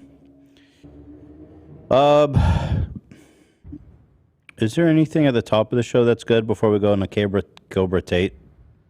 This incident with AB was interesting this morning. AB saved another family from a burning car. I saved my family this time. It's a beautiful Wednesday morning. I got a call from Lena. She said her tire popped and flew off. Oh, God. Holy shnikes. I'm in the middle of the freeway That's right scary. What the hell? I cannot believe that you would do that to your wife, baby. That looks so sketchy. What the fuck? For you to take that kind of risk with Lena just for some clout on the internet, man. I was Yeah, why did you stab her tire, I was bro? wondering why was it in the dock? I'm like, what's the angle? You literally stabbed the tire. Just admit it. For clout. I ran out of here and I saved my wife from the dangerous highways of LA. Well, but that's an easy fix, hopefully, right? We have bad car karma in this group for some reason. Yeah. What happened? You guys towed it? Took it to the Yeah, shop? we towed it. It's actually good right now. We just got to pick it up after work. Oh, thank God. Yeah, I was afraid that she messed up the actual, whatever, the tire. wheel? What is it? Yeah. The wheel. The rim. Cool. Or rim, yeah. Mm-hmm. Okay. Dumb motherfucker AB. Was there any burning families or anything when you saw that? Not No. this time. No. Okay. Well, good job, bud. Thank you. Thank you. Also the Gilbert Gottfried stuff. Wait, Gilbert Gottfried? I mean, rest in peace to a great one. He made a video about Mr. Beast Burger? Well, so he was on Cameo, and since he passed away, people have been sharing a lot of their favorite videos of his, and I saw this one, and it just made me fucking die. It's so funny. Yo. Hey, Mr. Beast, I just ate some of your Mr. Beast burger, and let me tell you, your burger makes for a better fleshlight than food. I've spent spent the last 20 minutes fucking the shit out of this burger, and it feels great. What? My cock is so happy. Thank you, Mr. Breast. What the hell? That was well worth the money, whatever that was. Yeah. He accepts all cameos, I'm pretty sure. Like He didn't give a shit. He just read anything. Yeah. God bless him for that. Yeah, there's another one in there of him talking shit to PewDiePie. Somebody. Wow. Okay. Another one about PewDiePie. Let's go honor his memory. This is Gilbert Gottfried. I'm pissing and shitting and coming. This one is for PewDiePie and the 9-year-old army. I am the cum lord. Markiplier is a better Let's Player. He loves to drink milk. Ew. He is so strong and sexy. I'm going to take a shit now, fucker. This is Gilbert. Howard, I wish I knew about this. What? If I'm not mistaken, Max Mofo is behind both of those clips. Okay, that's sure. that. Oh, that's fun. I wish I knew about People are his- saying cold ones in the. Oh yeah. Howard, he was a regular guest on Howard. He was on the show like 125 times. Oh shit. He said Gilbert was so cheap that he used like lawn furniture in his house, that he wouldn't spend out the expense to, and he would always ask people to buy him stuff. My goodness. Yeah. Those Aladdin royalties don't pay that good, apparently. Well, I guess he was just so cheap. Well, he's rich. I mean, he was very successful. Yeah. I wish I had known about his cameo policy. We could have got some mileage out of that. Absolutely. Yeah. I mean, I would have made some Keemstar cameos. He'll just read anything. Wow. He didn't give a shit. So what happened? Hours after he sadly passed away. Yeah. They of course hacked him on Twitter. I was on Twitter and I was just. Is this the guy? Did he really post himself? No. The person who was being posted discovered it and was like, "What the fuck? Why is Gilbert Gottfried's Twitter account posting all my OnlyFans content?" I'm dead because of Yeet Archive on Instagram. What? Did this account get banned yet on Instagram? I don't think it got banned, but it got restored and locked or whatever. Can you look up Yeet Archive on Instagram and see if they got banned yet? And then this motherfucker actually put a Bitcoin. Taking donations and all proceeds go to the memorial of Gottfried's legacy. That's insane. Yeah, fucked up. I like saw this on Twitter and my jaw dropped. I just could not believe it. Yeah, because we were talking about it, and Zach just saw it happening in real time. He went to go check his Twitter for the announcement message, and this is what was here. I bet you he could have cleaned up because so many people were talking about him. Yeah, I'm sure that was the goal. Yeah. Yeah. Wow, what a piece of shit. If we have the uncensored, I can check how much they got. Yeah. Yeah, actually, well, I don't want to show the crypto wallet, but you can look it up Right. and tell me. Yeah. I'm curious to know. What in God's name is this? Well, this is the gay porn that was being posted to it. We censored it. With He his was character. retweeting gay porn? Yes. Yeah. What? No shot. This is all censored, Dan? Should be. Yeah, it's all. Okay, Jafar, that's tasteful of you guys to put. Yeah. We Rest figured. in peace to the goat, man. Yeah. Dude. Oh, I see. It's the guy they put. This is so insane. Yeah, it's pretty gnarly. Why the fuck did Gilbert Gottfried just retweet my OF promo after he died? It seems like Yeet Archive is still there. Not deleted. What archive? The Yeet Archive. How is that possible? I mean, get your shit together, Instagram, you fucks. I mean, they may have not had anything to do with it. They were just shouting I think out the it's account or gone. something.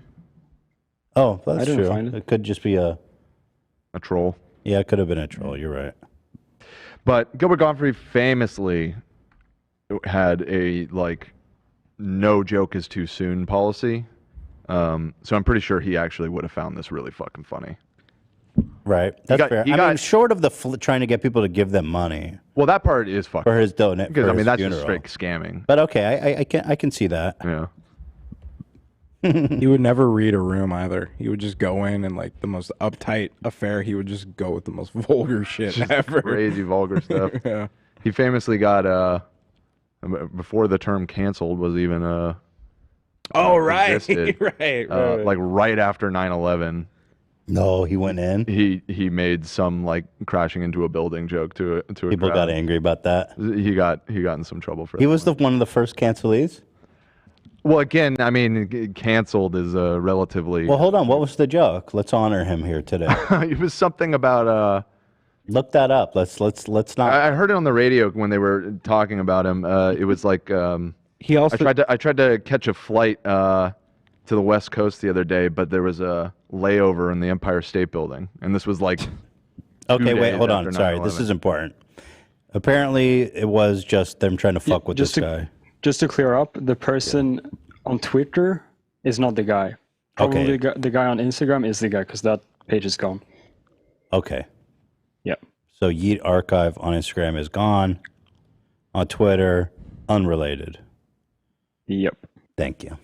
Also, he got fired from the Aflac job because he made tweets about a big tsunami that happened. Oh shit! He really doesn't miss an opportunity. Nah, I think Japan. That was horrific. That was horrific. Yeah, from the earthquake, those massive tsunamis. Yeah, he The Fukushima Yeah. meltdown and everything. Yeah. he real made bad. he made some tweets and he got fucking fired. Wait, hold on. I want to know what he said.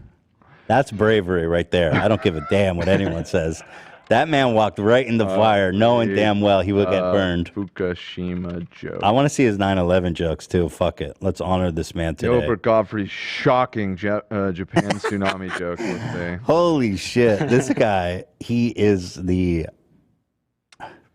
Japan is really advanced. They don't go to the beach. The beach comes to them. Holy shit! I just split up with my girlfriend, but like the Japanese sailor, there'll be another one floating by any minute. Oh my god. Jesus, dude. Holy God. That's real edgy comedy. People say you're edgy, but you would never go there. Apparently, he got fired from SNL only being on it for like 12 episodes or something like that. Wait, really? No wonder he's broke. You gotta admire these guys, these comedians that are just they're fucking like nuclear because they just don't give a shit about anything, like any politics. Oh, Avery just hooked me up with the 9/11 joke, a video of it actually. Oh God, in 4K too. Look at this. I wanted to basically address the elephant in the room. I have to catch a flight to California. I can't get a direct flight. They said they have to stop at the Empire State Building first. What the fuck? Somebody screamed too soon. Covering the fires. Wait, they did? I gotta hear that. That's the way my mind. It was at the roast of Hugh Hefner. Yeah. Wait, play that again. Oh, I see. It was like a Captain subtitle. did, yeah. 9/11. Wow. Yeah. So, rip to a legend. Rip to a real one. You gotta admire the man. He went in and he did it. Amen. What joke would he say arriving in heaven? What would be too soon? I'm sure he thought of something good. Did the pedophiles make it up here? No? He'd probably make like some mass shooting joke. Right. Because that just happened the other day. Somebody said, please play Gilbert Godfrey reads 50 Shades of Grey. I've seen that video. It's too vulgar. I mean, it's about as vulgar as the Mr. Beast thing, but I mean, it's long. It's literally just him reading like the bondage scenes from 50 Shades of Grey in his. I've never read that stuff. It's very graphic, eh? Honestly, my only exposure to it is him reading it, and it's a little disturbing. The movies fucking sucked. They were bad. You've seen the? Oh yeah. You've seen them all? Oh yeah. And the strangest thing for me. Hold on there a sec, Zach. If you watched them all, how much could you have disliked it? It was like a hate watch thing. Was your dick in your pants the whole time? Yes. Okay. Yes. The strangest thing was to see my mom was reading the book. Oh well, you know. Uh-oh. Oh boy. That was a little weird, and she was reading it pretty fast. That was interesting, man. I'm like, what the fuck are you? Like, oh, it's a good read. Well, You watch They're those popular. movies and you give me shit for Twilight, Zach? Ah, that's a fair point. I'm saying, what? I'm not giving you shit for Twilight. Wait, wasn't it a Twilight fan fiction? Isn't that what 50 Shades of Grey came Yes. from? Yeah. Oh. It's literally a. So, bro, Zach, you were not even. You're You're so a bigger deep. Twilight Time fan. out. Yeah. Time out. You're not even getting the real thing. You're getting like diluted Twilight. Time out. When did I ever give you shit, AB? Because I played the soundbite for a whole year nonstop. How is that giving you shit? That's just I like common. Twilight. I like the Twilight movies. What's wrong with that? I'm sorry, I didn't mean to hurt your feelings. I'm just kidding. But yes, I watched the 50 Shades of Grey movie, and yes, they're shit. You just gave me a really clean soundbite, Zach. By the way, of the I like the Twilight movies. How many Twilight or how many 50 Shades of Grey movies are there? 3. You watched all 3? Yeah. 3 or 4? 3. 3. I Yeah, don't know. 3. Yeah. It's a trilogy. It was so long Epic ago trilogy. I watched them. Just but- saying. But Just saying. Just saying. Zach, can you say I love 50 Shades of Grey? Clean? I love 50 Shades of Grey. Got it. Got Clipping it. that. AB, Clip that. do your thing. Revenge time. You got your ammo. You got your little stream deck, AB. So we Yeah, could, you could set set that you up with with that. Definitely. Time for revenge. Oh yeah, been waiting for this moment. But yeah, it was very bizarre to see my mom reading those books. Very. I mean, she wasn't the only one. No. I'm It just. was like housewife fodder. Yeah, just weird to see a son. I didn't know that like the submissive dom thing was such a popular fantasy. Yeah, BDSM. that's a big one. That's a yeah. big BDSM, is that what it is? BDSM, yeah. Bondage and. Because I have never, I'm not really clear on the story, but what was he doing? Like tying her up and whips and stuff, or was it more than that? He had this like red room, which was his like sex lair. Mhm. But yeah, like, he would tie her up and But wasn't she like scared of him, or was it just like a romance? It was a romance, but like the first movie, you could see her hesitation, and I believe again, I haven't seen this in a long time. I believe she leaves him at one point, and then comes back because she's kind of like, okay, I'm a little. So is it depicting a healthy relationship or like a really fucked up one? Fucked up. Yeah, you could say that, but I mean, but then again, wouldn't that be kink shaming in a way? Because like that is their way of. I don't know. I haven't connection. seen it. I don't know. Okay. But yeah, Wasn't there ever a wasn't point- he her boss? Isn't that part of the angle that people were like kind of upset about it? Yeah, I think so. Or Does she work for like she's his secretary, or something? writer for him, or I mean, it something. started as a fanfic, so that's kind of par for the course. Did you ever get turned on watching it, Zach? At any point, just be honest with me. No, I mean the acting Never? was so shit. It's like I don't believe this sex scene at all. Interesting. Yeah. I'd admit, just asking. I'd admit if I was. Yeah, I know you know you me. would. Yeah. People saying it is a bad representation of the BDSM community. Okay, I'd agree with that. Okay. Because of the somewhat non-consensual nature. Oh, of there some of the was stuff. non-consensual. Wow. Well, I'm basing that off of the way that Zach was describing. I have not seen them, but We're gonna have to do a viewing party. You know what we need to do? We need to put like sensors on our dicks and watch the movie, and then there's ways to do that. So I'm just saying, and then we can see who's turned on when. Dude, you could make that movie like on an NC. And then we got to do the same experiment with Twilight. Was there anything about that in the sexual harassment training? Yeah. There was. Yeah. Yeah, there was. Okay. Speaking of screen, this is a little bit of a non sequitur, but longtime watchers of the show will know what I'm talking about. Just last night when we were going to the concert, somehow it came up and it hit me. We need to sit down and watch Tiptoes. Tiptoes? That movie. Penguin movie? No. Where, that's where Gary Happy Oldman. Feet. Not the Penguin movie. Wait, what's Tiptoes? The movie, we talked about it forever ago on the show. It is like a movie from the 2000s with Matthew McConaughey. The role of a lifetime. And Gary Oldman is playing a little person. Oh, shit. And it is like right. the craziest fucking movie trailer ever, and we were dying. Right. And somehow it got brought up, and I'm like, if anybody in the audience is not a longtime watcher or doesn't remember what we're talking about, after the show today, look up the trailer for the film Tiptoes. Well, let's watch it now. You want to just watch it? 'Cause Yeah, it is I'd watch it. You know, unbelievable. if you guys can rip the movie re-upload it, see if it gets claimed, because these old weird shit. You know they what? don't- I actually remember we did get claimed when we showed it on the podcast. They before. claimed Tiptoes. They claimed Tiptoes. You know what blew my mind? I would watch the whole thing on a special episode. I mean, we could just do that like on a thing that we don't care about I getting can dispute monetized. it. It's You know, Or Tiptoes, just do it baby. as like a bonus ep. I Fuck think it. we got to do that. You know what blew my the mind? trailer got claimed. Just from reacting to the Fucking trailer, they claimed Tiptoes. this.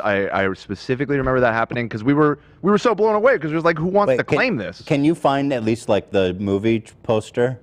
Yeah. So what? Gary Oldman's just on his knees the whole time or something? Yeah. Ethan, you know what blew my mind? Cam's seen it. He's like, sat through that the was whole what triggered movie. it all. He was like, I've seen Tiptoes. I was like, no fucking Wait. way. Tiptoes. Let me look up the IMDb. What? Let's see. It's a star-studded fucking 4.3, y'all. I mean, it has Matthew McConaughey, Gary Look Oldman, at this. Peter Kate Dinklage is in it. Beckinsale, like Wait, Peter Dinklage is in it? Yes, but not as the main character. That's what I was saying. Which like- is like, yeah, I mean, Is that? Oh, that's Gary Oldman. yes, as the little person. Matthew McConaughey. probably the greatest actor of this generation, Gary Oldman. And what's so crazy Yeah. about this movie is like seemingly the entire setup is like Matthew McConaughey's entire family is little people. Like he's the only person that is not a little person, and that does happen, right? I mean, sure, but like the whole like setup is like the wife or the fiance finds out about it and she's like, I don't know about that. Oh, and it's like, what? Like She's like, I don't want to have kids. It was something like. And it also, I mean, the name itself, Tiptoes, is pretty bad. just everything about it like is tipping so around on deeply our little offensive. toes. Ugh. People say members only. Yeah, I mean that's not a bad option. You do like a members only stream. That's Wait. Tiptoes. This sounds incredible. It's so bad. Oh right, and they all. So it's a comedy? No. No, it's like a drama. But No like, shot. yeah, It's the role of a lifetime, dude. the role of a lifetime. That's what they say. In Oh, the, what? Oh, he's Jewish? trailer. Okay, interesting twist there. Why not? Jewish little. Why not? It's Matthew McConaughey. Playing a Jew. Look at Gary Oldman. I wish we could watch it, man. Why don't we just do a special app where we say, okay, it's going to get claims, who gives a shit? I'm down to do that. I think it'd be fun. Really. Or we fun. can do one off the rails maybe next week, special app, Tiptoes. H3 Production presents Tiptoes. I don't even know where we could find this fucking movie. It's scrapped. Like I'm sure. I mean, We'll find it. I'll find I got a way. a guy. Yeah, got a guy. we can Don't worry find about it. Well, it ain't scrapped if they're claiming the trailer. Yeah, somebody owns the rights. It's Amazon. Oh, it's on Amazon? There you It's on Thank Amazon. God. Sick. I think you have to rent it though, so it's not like on Prime. Oh, This I'm is not so paying for that. sad. How are they going to claim this trailer? Let me just zip to the middle and see. And the bar is Steven's brother, Rolf. Hi. You could have prepared us for this, don't you think? Yeah, that's awesome. They're like, I was going to meet his family. We were in love. And then I found out they're all little people. Right. But I'm sure they say Like I they think the offensive. Oh, they. Yeah. That throughout the entire thing, they're calling them midgets. I'll just go ahead and say it. the first 30 seconds of the trailer, the best scene is when like the family meets Kate Beckinsale and she's just like, oh, like she had no idea. So let me see. Like, so look at this. So here's Gary Oldman. There's one small problem. Small problem. Everything was great, but there's one small problem. I love you. There's one small problem. Yo, they really like special effect his ass the whole movie instead of just hiring a little person. Which again, Peter Dinklage is in this movie, who's a fantastic actor. Like, easily could have played it, but no, let's have Gary Oldman just like crawl around on his knees. Hi, I'm Ralph. I'm his brother. We're twins. Are your parents, He's really on his knees. Yeah. Yeah. It can tear them apart. I think you're gonna let me know that everyone in your family's a midget. Holy shit. Holy shit.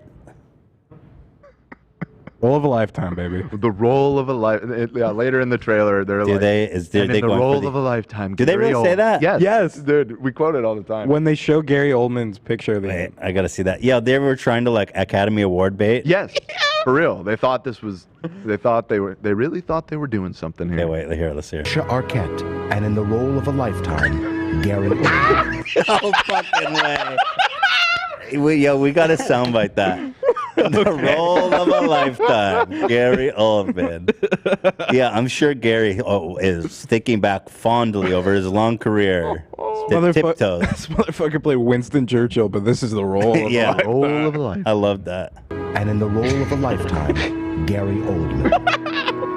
No fucking way. I mean, this is like a SNL trailer. It's unbelievable. It's like, it's hard to believe this was a real movie. The 2000s were a crazy time. I think we got to do this. I think really we got to were. do this. And I definitely need that soundbite immediately. So. Okay. I'm In on the it. role of a lifetime.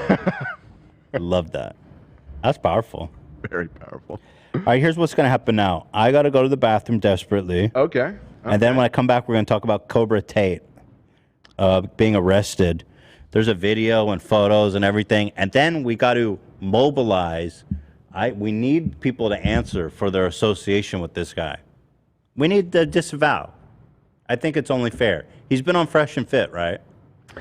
He has. He has been, but before we go too far down that road, you know that Tom and Christina also had him on, who are friends of the show. So Well, are they? I doubt they're like. well, they were like goofing on endorsing him, obviously. Yeah, I right. think it's a No, little different. yeah, they had him on as he's like a meme on their show, and they ended up interviewing him the way that we do sometimes. They don't so. need to apologize Okay, for that. fair enough. Yeah, When I you don't bring think that- someone on your show and you endorse them and you don't challenge them. Right, and you're agreeing with everything they say, Yo, and saying here's you're the man. great Cobra Tate. Like you Yeah. can imagine Fresh and Fit. Actually, I want to find the Fresh and Fit with Cobra Tate. I want to see how they introduce him.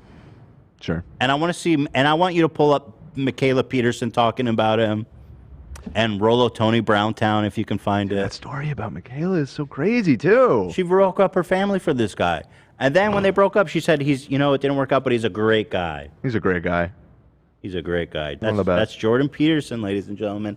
Daughter, meat-eating Michaela. Man. I'll be right back. Okay, he'll be right back. He'll be right back. Oh, we're gonna meditate while he's gone? Do y'all like my Braco poster, by the way? Mm-hmm. I've probably talked about this on the show, but the dude I used to work for years ago, did his live streams when he came to America, which is why I was actually super familiar with Braco before ever even working with Ethan and Hila. I guess I remember they made forever ago a video about Braco, and I remember seeing that and being like, holy shit, they know about Braco. But yeah, I really want him to come to America. Like, I can't, That'd be awesome. if it happens wherever it is, we're going. Like, we have to see this in person. Hell yeah, I'm down. That H3 video you're talking about, for like 3 years after watching it, I had like this tick whenever I would yawn, and I'd go, Braco! Braco! And I was holding it in right now because I really did have to stretch. But yeah, I'm down. I mean, totally down. my friends group was it was like a meme amongst just my buddies for years. We would always talk about Braco, had pictures of him in the bathroom of my apartment at one point. That's so that he was awesome. staring at you while you were sitting on the toilet. My friends didn't know who the fuck I was talking about. They just thought I was a weirdo screaming out Braco when I yawned. Right. Braco! Oh. Dan, do you know if it's coming to Sweden? Maybe I can. I just looked. He has some dates in Germany. It's not too far. It's if you want to pop over to Germany. I mean, he's in Croatia, right? Is that it? Well, he's based in Croatia, but he pretty regularly tours in Europe. But he only makes his way over to America very occasionally, and when he does, it's like a big deal to the people that are into that kind of thing. My favorite Halloween costume is when I dressed up like Braco. Oh, that was good. That kind of turned into a meme too. Yeah, I still see that picture crop up all the time. People are. Go ahead. Sorry to interrupt you. People are asking about my shirt. No, this is a Batman shirt. People are asking. It's a Batman It's a shirt. Batman Of course. shirt. Changed my opinion on the movie. Tell Ethan we want Twilight a tell Ethan we want a Bobby Lee episode. You know what? Some things might be in the works. I was just talking to his producer George the other day, and I threw out there that we're starting to have in-person guests again, and he is frequently requested as somebody to have back. So thanks, Dan. God, it haunts my nightmares. Haunts my nightmares forever. I kind of want to acknowledge how the chat, every time we take a break, you see what they do with different drugs, like dabs for Dan. This has been a thing the last couple of weeks. It cracks me back. You back? Dabs for Dan. It's like acid for AB. Mm-hmm. I don't know what they do for Zach. What is that? Xanax. There's just been the something. Xanax. I get lean. Lean for love. It's just like been this meme in the chat for the last couple Wait, of what weeks. does Ethan get? E? Yeah, probably E for Ecstasy Ethan. for Ethan. Ecstasy for Ethan. I saw black tar heroin. Black tar heroin for Ethan doesn't even rhyme. Why you got to freebase it? Don't freebase it. Well, now that we're talking, give it a second. We're about to opiates for Olivia. That's right. Opiates for Olivia. Cocaine for Cam. Dabs for Dan or DMT for Dan. Oh, dab like a hit of like a fat load of THC. No, dabs are it's like Isn't a dab a type of smoking? Isn't well, like it is, pure but resin? Yes, essentially. Yeah. It's like super condensed concentrate. Dab. A dab will do you. A dab will do way more. I feel like it's all good characterizations. Like I feel like AB would be into amphetamines. Dan is definitely into dabbing. Ecstasy's always been my favorite drug of the ones I've tried. Lines for Lena. Lines for Lena? Lines for Lena. Okay. LSD for love. Zaza for Zach. What's Zaza? It's a Zilly Zonka drunk. Oh, Zonks for Zach. Yeah. You don't want to get Zonka. Ibuprofen for Ian. That ibuprofen. This is real mild. That fits, dude. Actually, the most dangerous probably of all the drugs we listed. You gotta be careful with that shit. Ketamine for Ethan. Well, that doesn't really Ketamine? work. Doesn't really work. Shrooms for Sam. Speed for Sam. Speed for Sam. Oh, That's true. Gotta go fast. Gotta go fast. Oh, Oh, no. Heroin for Ela. Yeah, heroin for Ela. Right, damn. And benzos for Bruce. Benzos for who? Bruce. Oh, come on. That's easy. He's 2 months old. He does sleep a lot, though. So, maybe it's onto something. Let's talk about our boy Cobra Tate. Cobra. We had such a fun time making fun of this guy with Brittany Broski. He's got to be my favorite alpha male. He did a whole thing about how if you cook, cooking is for idiots and poor people and loser betas and shit. And some of the most unhinged alpha rantings I've seen. What was his other take that was incredible about water? Oh, sparkling water. Oh, sparkling water. Water's government issued. Tap water's government issued. At least that one I gotta say was at least a little bit novel because intuitively I would think that like the machismo like alpha guy would say that like sparkling water is for pussies. Yeah. You know what I mean? Just like drink the fucking tap and move on. Right. It just seemed I don't know. It's like a salt of the earth kind of guy would just drink it straight from the hose. Exactly. Just fucking spray that shit right in your mouth. He's like, no, tap water is for losers and betas. Right. His weird accent. Yeah. Sparkling, just drink the bubbles and shut up. A little bit of a Marie Antoinette thing. Right. Okay, so Cobra Tate got arrested for human trafficking. And this is incredible. It happened just a couple days after. It happened, yeah. This Redditor was the one that brought it to our attention. So if you go to, this was all shout out, basically provided from this user, Blue Ass Water. Thank you, Blue Ass Water. Shout outs. It's in Romanian. So basically, here's the article. And he by the way, by the way, this is his brother who also got arrested. Also looks like a good dude. Yeah, they live together, and apparently it's yeah, I wasn't aware of the brother, but the brother is equally he looks scary. like kind of more like this guy. I mean, these dudes are, I'm not going to lie, they're kind of scary. Like, well, yeah. Allegedly, they're like involved with organized crime and stuff too, so, you know. Well, I'm glad they're in Romania and arrested. Right, yeah. They'll come looking for me, dude. Nobody's going to pay for my webcam, okay? Don't try to put me into, like, sex trafficking. I'm not. There's no dollar in me. Look how thick this guy, bro. Man, those guys weren't loved. So, here is a video. I'll read the details here. Let's see. This is all translated. Police were informed by a representative of the U.S. Embassy about the fact that there's information that a 21 American citizen is said to have been abducted by them. Cobra and his brother Tristan were both arrested. Oh no, they were later released on bail. Yeah, that wasn't stated explicitly, but I saw some follow up where they were. How do you let someone like that out on bail? They're like, yeah, no, we kidnap people and force them into prostitution. They're like, okay, cool. Let's let you out on bail. I mean, it's innocent until proven guilty. And it still applies. I don't know if Well, sometimes they I don't know deny anything bail. about the Romanian legal system whatsoever, so I have no idea. if that After the authorities searched their home and cars, the two brothers were taken to hearings. But for Tristan Tate, last night seems like just a bad memory. He posted an Instagram story, a video in which he is filmed relaxing while driving one of his expensive cars in the northern part of the capital. Whoops. Why is that a whoops? Like, I guess whoops isn't the right word, but like. Cobra and his brother had their house raided on Monday, where police found two young women held against their will. One Romanian and one a 21-year-old U.S. citizen. Yep. What the fuck, dude? Yeah, and apparently in the house is like set up for like camming. You know, it's like It's what he admit to on camera. Right. He's like, yeah, no, I do this. This is my business. Yeah. Here's Andrew Tate, or I like to call him Andrew Taint. Who got him? Thank you. Thank you. Is there any update? Please tell me they're not on the streets, guys. Well, it sounds like they are.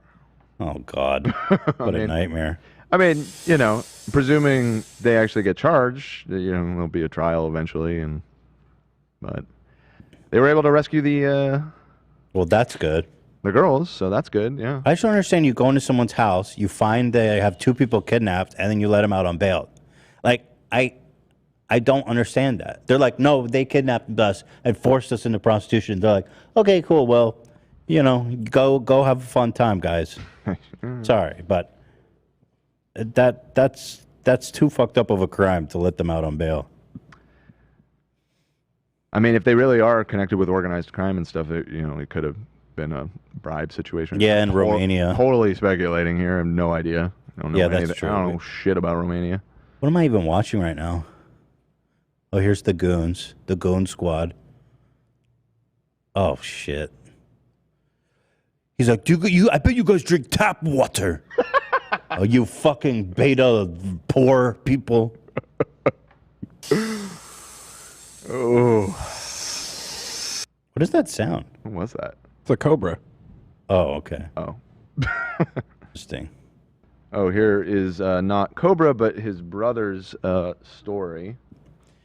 Police. Oh God, what's happening? Why? Oh God. Oh God. Oh, I want to read the story. Here we go. Okay. Zoom in on that. Police searched my house, found a long receipt for thousands of dollars of women's and children's clothing. Why did you buy all these? To drive to the border of Ukraine and help refugees. Oh, he's a saint. Oh, that's nice. I saw the look in I'm his sure eyes that's after true. that. It was a look that said, why on earth are we searching this guy's home? Oh. What about the two women they found? Yeah, what about the kind of sidestepping one of the major... The U.S. Embassy literally reported that you have a 21-year-old U.S. citizen kidnapped in your house. Oh, my God. Well, I hope... I don't think they're going to be allowed back in the U.S. if the U.S. Embassy reported the crime to Romania, right? They can't just, like, come here anymore. No more fresh and fit appearances, probably. Yeah, probably not. I mean, assuming, yeah, if it was like a international incident essentially, and the U.S. Embassy was getting involved, I think that it might be tough to get a visa to travel to the States after that. Let's see. Oh, we got a whole timeline. The Tate brothers' car searched. A luxury car with two women comes out of the villa. Both hide their faces. So there were other women there too, it seems like. That The mother... necessarily... Okay, this is... The mother of the abducted Romanian woman said, they recruited her because she is too naive. My daughter is 20 years old. She is in college.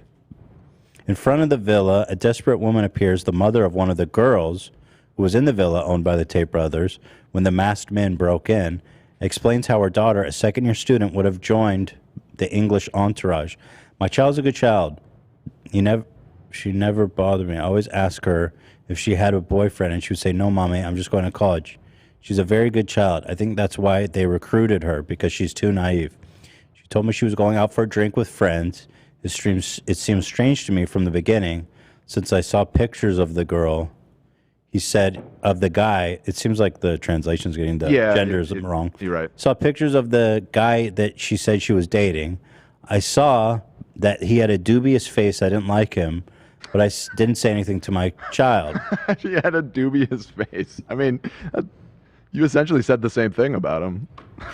I thought he was a colleague of hers, and then they go out for coffee. She doesn't do anything wrong, and that's why I think clearly the entourage is to blame. My daughter's 20 years old. Revealed the mother of a young woman kidnapped by the Tate brothers.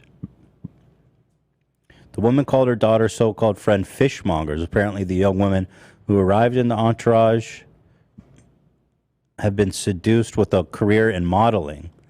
Later, however, it was to be sold in Romania or abroad, according to the woman who was on the verge of losing her daughter. For months, she didn't seem to tell me everything she was doing. She used to tell me everything. She went from several presentations. I think that's what he does. He recruits naive girls from presentations. That's what I think. That's where the little fish picked her up and brought her this one. I'm trying with the... Yeah, it's tough. It's not. It's far from a that perfect way, he example. always sends me pictures. Look, mommy, I'm in a presentation. The child told me everything. He didn't hide anything from me. I think he saw she was naive. He wanted to sell her abroad. Oof. I know what that means. That one comes through crystal clear. The masked men are continuing their search. The police are searching. Here's images of the police at their house. Yeah, it's a full-blown raid. It was like... Yeah, it was like a whole SWAT team. Yeah. Christian Tate, nervous and agitated while the police are in his house. There's evidence raised in a van. Police car enters the courtyard of the villa in which investigators put the evidence they have gathered. They took computer drives, DVDs, documents, garbage. They took a garbage container. Cobra Tate pulls a cigar out to relax. Awesome. He walks quietly around the house with the cigar. My boy Cobra. Cobra Tate is informed by the police that he's going to be taken for questioning. He intends to leave with the cigar, but law enforcement warn him that he is not allowed to smoke in the car. The Englishman puts out his cigarette and goes with the police. The woman whose daughter was abducted is watching the whole thing in revolt. And there he is, Cobra himself in the back Smiling in the back of the car. Tristan Tate, Bianca's ex-boyfriend, is also taken. Unlike his brother, he looks serious and doesn't like the jokes. Who are the Tate brothers? Former British fighter Christian Tate settled in Romania with his brother, and the two set up a video chat studio they inherited from their father and a hotel in Thailand. This sounds shady. Through which they would amass a significant fortune, which would amount to Thailand millions. never had anything to do with sex trafficking. Yeah, Thailand, exactly. They would amass millions. In our country, the two showed up with cars worth hundreds of thousands of euros, and Tristan became a fashionable character after having a love affair with Bianca Dragonțu. I don't know who that is. Maybe someone famous in Romania. Former fighter Tristan Tate won 2 belts in kickboxing. In our country, he tried his luck in the cage, and he was, however, defeated by the limit by his, I guess he got his ass beat. She seems to be a famous Romanian model, that woman. Oh, okay. They have a whole arsenal on 4 wheels. They have a 10-car garage, including a McLaren 720, a Bugatti, Lamborghini, Ferrari, Mercedes, Aston Martin. Damn.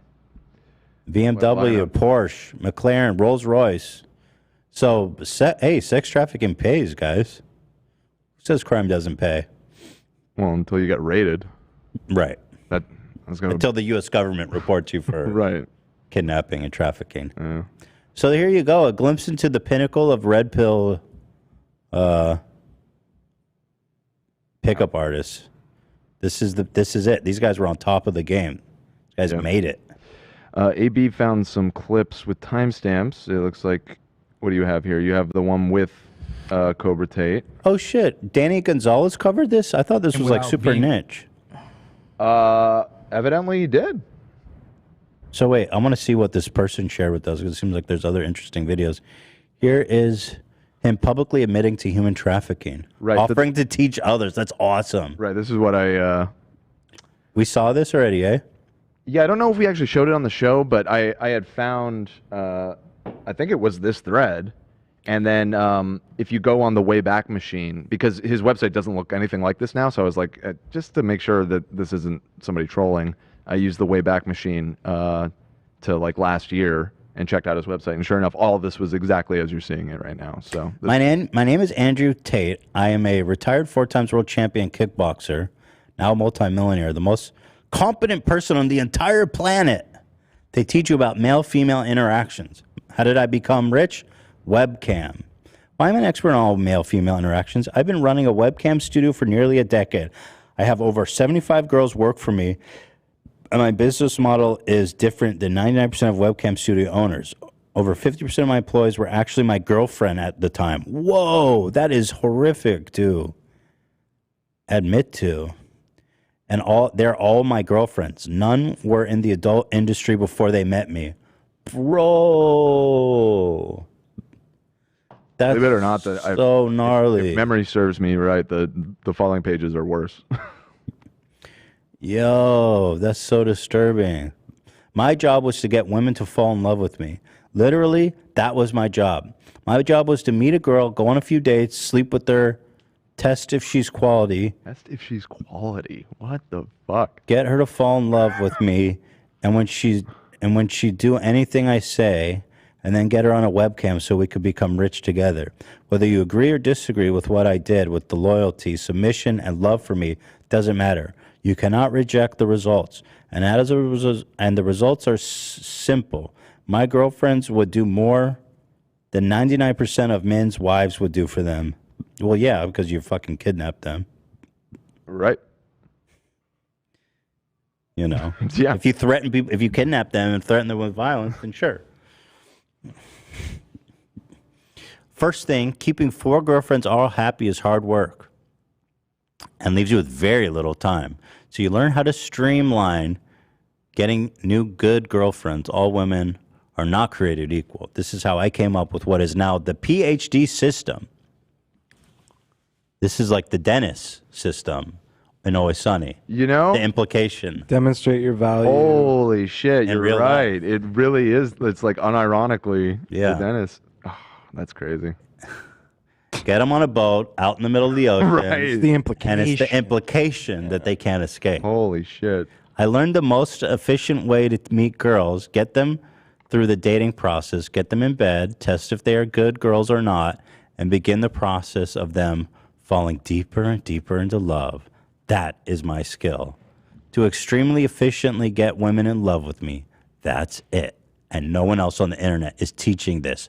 No one. Well, yeah, because, fucking no shit. Because it's legal. Yeah. No fucking shit, dude. Who are most of my webcam girls' customers? Rich men. Yes, being rich won't save you from a life of misery with women who don't want you. Guess what else? Being strong won't save you either.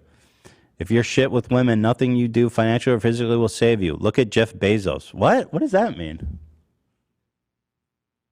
Well, because he got a divorce? Jeff Bezos, submission, loyalty, admiration.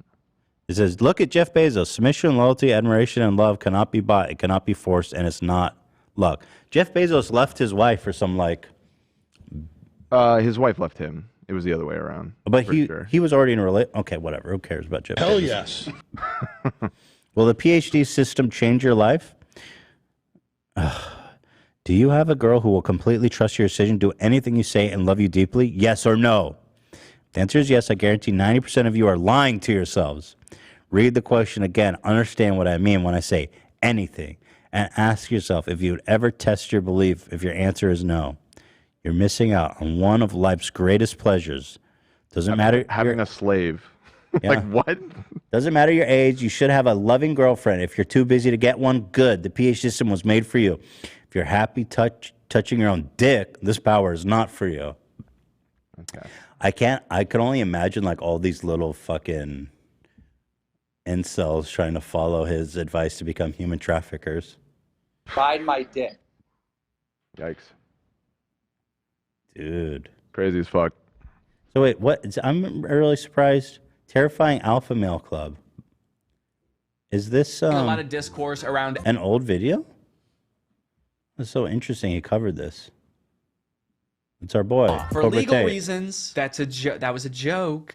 Okay, I don't know if this is legal or not. So I guess what he meant when he just said the word webcam was that he's exploiting a ton of women online for his own personal gain. In hindsight, it seems so obvious. How did I not guess that? Let's watch another promotional video for the War Room. This is on Andrew Tate's YouTube channel, and it's called The Matrix Predicted the Great Reset Explained. Basically, it's a video where this guy compares his life to the Matrix. We are living inside of the Matrix, and I am Morpheus. I know you're sitting thinking, why did Tate not decide he was Neo? Because Tate has all the Aikido and the masterful, nearly superhuman abilities. Yeah, I used to be a kickboxer, so I'm basically in the Matrix. Actually, the reason I take the... That's interesting. Well, good on him. I'm glad Yeah. this was getting covered. 100%. Yeah, this was not on our radar until very recently.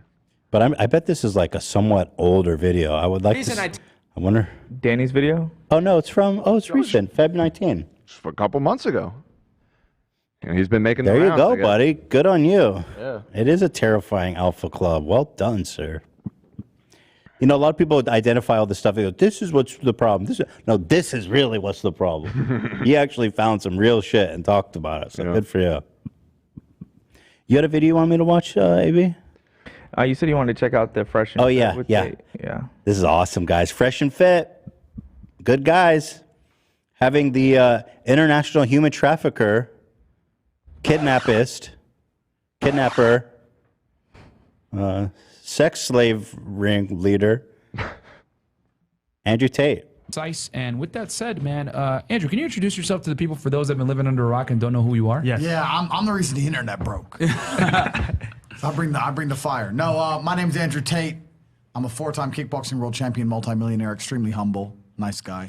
And I am here from Bucharest, Romania. I came all the way to Miami, and the first people I decided to see was Fresh and Fit. You're taking over the internet, bro. First stop. Yeah, I hope you enjoyed your last trip to America because I don't think you're coming back. I was just looking into this, and I can't confirm, but allegedly the Brooklyn shooter from the other day was subscribed to Fresh and Fit. He was a YouTuber himself. He put out YouTube videos, but yeah, that's going around on the internet on Twitter right now. So it's unconfirmed?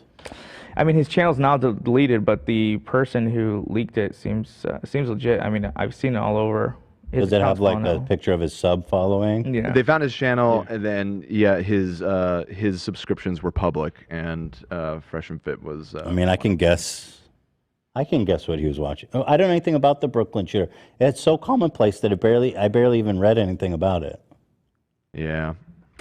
What was the story there? I mean, this guy hopped on the subway in a construction guy uniform, and he had a big bag with him, and he straight up like put on a gas mask, popped a bunch of smoke grenades, and just opened fire into the crowd. Amazingly, unless anything's changed in the last few hours, I don't think anyone died, which is crazy. Stormtrooper aim. Stormtrooper aim for sure, yeah. Good thing he's a fucking loser and can't aim. What, does there any info about his motivation or what the fuck was that? He seems to, on his YouTube channel, he's very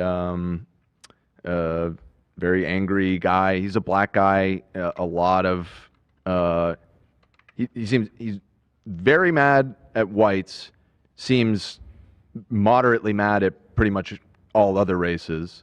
And he seemed to be an older guy. I think. How old did they say he was? I think he's 62. Yeah, 62. 62. Yeah, and alone, and just a lot of bitterness. And yeah, he had all these YouTube videos where he just ranted about how he hates the world and everything's unfair and everything.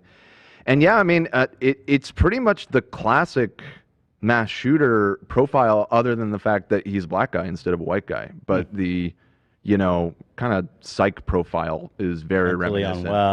Mentally unwell, incel-y vibes. Lonely. Yeah. Fresh and Fit did not cure his. Didn't work.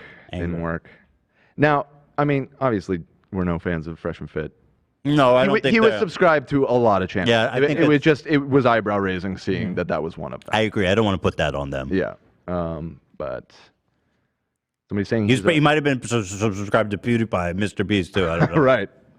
You subscribe to the Ethan Klein channel, it looks like. Oh, fuck. Yeah, right. Back it up. No shot. Ow. Got like arthritis in my wrist already. Anyway, let's watch Andrew Tate. He was hateful of every race, even hated black women. He wasn't he wasn't a black he wasn't a black supremacist.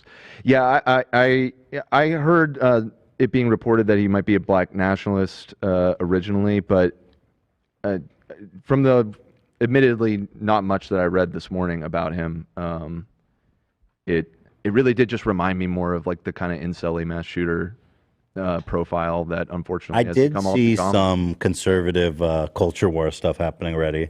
It's pretty funny how like every mass shooter is white, and then once there's like one black guy who does it, it's all about like black. Why aren't we talking about black supremacy? Well, pretty interesting. Yeah, of course they're gonna take it there. That being said, I don't know anything about it, honestly. I Yeah. don't. So let's watch Andrew Tate. We've got to, man. You're taking over the world. What's going on? I've been frozen. My account's been shadow banned, frozen on the same number of subs for like 3 years. Yeah. You've appeared and destroyed me in 2 weeks. Maybe you're just funnier than me. Maybe I don't know what it is. You know what it is? It's Coconuts in Barbados? I stutter. Is that what it is? We need that song by Mystical and Joe. Can I make a point real quick about their podcast? Has nothing to do with that. Their audio. It sucks. It doesn't sound like they're talking, like the audio is coming from the mic. It sounds like they have an overhead or like one mic in the room or something. I was about to comment that it doesn't seem like the mic he's talking to is active. Like none of them. Yeah. None of them. I don't know what's going on there. Fix your Technical notes for Fresh and Fit. Fix your fucking audio. I wonder if Coconut in Barbados is doing the audio. I forgot to turn it on. You know, like come on. Come on. There you have it. Zach says, our sound guy fix is your audio. Rigor. If anyone stutters, we're going to play it. Oh, man. Okay. All right. So, yeah, let's introduce the lovely ladies on the panel. We got a huge... They do a lot of plugging. They start their show by like 20 minutes of plugging going around the table. If you want to watch the other video I sent, it has Michaela Peterson and talking about Cobra. Yes. Yeah. Yes, this is what I live for. I said the mics are in Barbados. Can you just pause and fucking realize that Jordan Peterson's daughter was dating this man? Left her child to do so. And husband. Right. Guys, please, you have to realize how fucked him and his family is. His daughter was dating a human sex trafficker. Yeah. That's the Peterson way. And you got to know, this has been his business for years. This is not a secret. She dated him, and she said he's a very good guy. Now, someone explain me what the fuck is going on here. Ask one thing, because I know the people, and I almost forgot this. Last question. What was it like meeting Andrew Tate, our homeboy? Shout out to Andrew Tate. Shout out to Andrew Tate. Okay, I cannot believe people are still asking about this because it was 2018. Yeah. But it was Not that long interesting. ago. He has like this huge, or at least at that time, he had this huge setup in Romania with like a pool, and then You've been to the place where the crazy like webcam dungeons are. With a pool and some ladies that were chained up in the basement. That's where his operation is. his brother was there, and other His dudes brother. that are just constantly on computers Tristan Tate. doing work Yeah, for Tristan, him. Yeah, yep, Tristan yep. and Tate. And it was Cousin interesting. Luke. It was interesting. It went like, there's a lot of controversy online. It was like, oh, you guys hooked up, did that. We didn't. I was interested. He flew me over, and I said yes because I'm here. I say yes to things. Like I say yes to everything, right? New experiences anyway. Opportunity. Opportunity. I say, Dude, you left your fucking kid. Like, what are you talking about? I have a. You went, that was when Jordan was having like a Xanax coma, right? No, I believe his addiction was already happening at that point. From what I remember about the timeline, her putting him in a medically induced coma in Eastern Europe was shortly after her tryst with Cobra Tate. Because she was with some other weirdo during that time, right? Exactly. She went from Cobra Tate to some other shady figure. Do we know anything about that guy? I was reading about it the other day. I'd have to find. He's like, yeah, oh yeah, my new boyfriend. He's the pilot for Jeffrey Epstein. Great guy. But like, just that statement is just like, I'd like new experiences. I just wanted to leave my daughter to go to Romania with a known human trafficker. It was really fun. Like, it's a yes to opportunity. Otherwise, I don't think I'd be where I am. So we went and saw castles in Romania. Literally, like a monk gave us some whatever they were drinking, some alcohol they were drinking. Literally, was it like, no, it wasn't. It was definitely. But like, we drove out there in one of his insanely expensive cars. Went to see a castle. 45 plus? Yeah, 40, yeah. And a Bugatti? Yeah. That's crazy. I told him he's the person I've met that he looks like a human shark. Like if you look at his eyes. No, I literally told him this too. I was like, you have shark-like eyes. This is crazy. And then we drove and saw a castle. I was there for like a day. What was the response to that? I gotta know the response. Yo, the big G. I think like slight entertainment. I don't know. Slight amusement. I don't know. Anyway. Slapped it off? Yeah. No, it was good. It was fun. Okay. Awesome. Shout out to him. Yeah, because I know she's so uninteresting.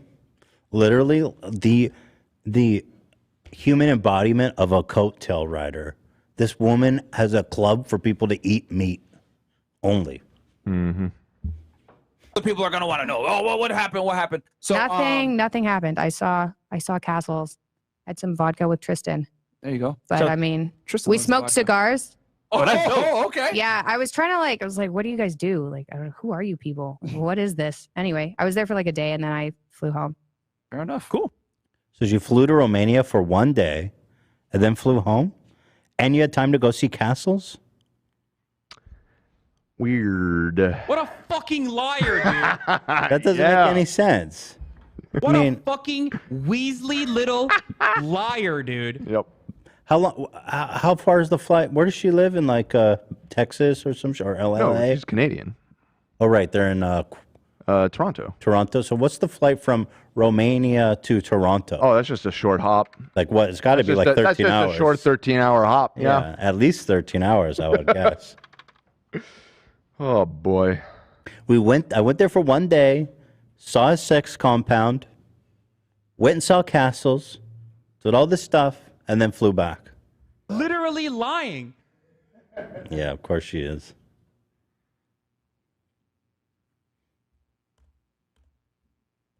Fair enough. And then where can people find you? Yeah. How long's that flight? I'm seeing between 10 and 13 hours. Yeah. Yeah, that sounds about right. All right. So there you go. I feel like Fresh and Fit more than anyone needs to respond to these guys being. And then I would also like Michaela Peterson to explain that what did you see at that house? Because he said there's people there doing webcam stuff. Did you not see that? Sounds like there's people there working 24/7. He said he has 50 girls working for him, or 75, I think he said. 75 girls working for him in that compound? You didn't see anything? I don't believe you, to be honest. Well, it's just a quick jaunt to Romania for, an afternoon. And she flew back. Quick steak meal. And fucking liars. So you guys we need answers. My daughter is a good girl. If she wasn't Jordan Peterson's daughter, she'd be locked up doing webcam shows right now. He's a good man. Cobra Tate is a good man. He's creating jobs for women who wouldn't be able to work. Women, they can't find work. They're pathetic. They're weak. You might as well put them to work doing something they can do, like showing their tits. The man created 75 good jobs. He's a hero. I'd be honored for my daughter to be sex trafficked by him. You know, it's like the story of Pinocchio. Okay, I'm tearing up a little bit. When Geppetto made Pinocchio, and then when he became a real boy, he fucked him. Reminds me of that. Romania has a lot of great meats, too. Romania is beautiful. Meats. It's a great country. Flankensteak and filet mignon. When you're on an all-meat diet, it's a great place. And anyway, Pinocchio, when he became a real boy, it's like if Geppetto locked him in a cage and made him sex trafficked him. I mean, he should thank him. He wasn't a real boy. And now he is. And he's got to pay the price, bucko. He's got to do some strange things, but now he's alive. Cobra Tate is a good man. I took his courses. I learned a lot about the chaos of energy. And now I get 50% from my daughter's meat cult. She works for me now, damn it! You think she'd have a job if not for me? I learned to traffic my own daughter. You know, it's like the Disney movie, The Beauty and the Beast. I'm getting a little teared up. As if the Beast locked up Belle and made her do webcams. Bucko? Zach, you got anything to add? He's got one hell of a taint. His taint. And he's got a cobra in his pants. How do you think he got that name? He's a great guy. Huge cock. Huge cock. It basically made Michaela so she couldn't walk for a fortnight. 2 weeks. 2 weeks she couldn't walk. Now that's a real man. No apple cider in Romania either. No, that's the devil's liquid. If I was the president, I would ban apple cider outright. Oh, you talking about that spineless Trudeau? Spineless. I heard Justin Trudeau drinks apple cider every night. The man's a demon. He's a big pussy. Fucking pussy. If I was president, women couldn't leave their house without their husband's permission. That's just American values. That's Western values. I supported her going to Romania because of the drugs they have there, all the benzos. Oh, did you know that benzos are over the counter in Romania? Incredible. Benzos and Xanax. Oh my God, good heavens. It's like I've died and gone to heaven, but benzo heaven. It's like I died. Well, I almost did. Michaela brought me back so much Xanax, I nearly died. You know, that guy Jeff Bezos. I can't stand him. He needs to change his name to Jeff Benzos. Then I'd respect him. Oh, Lord. Romania is a beautiful place. It's meat, benzos, and bitches. They have all types of meat. Flankensteak, New York strip. They even cut the cow's leg off and you eat it raw.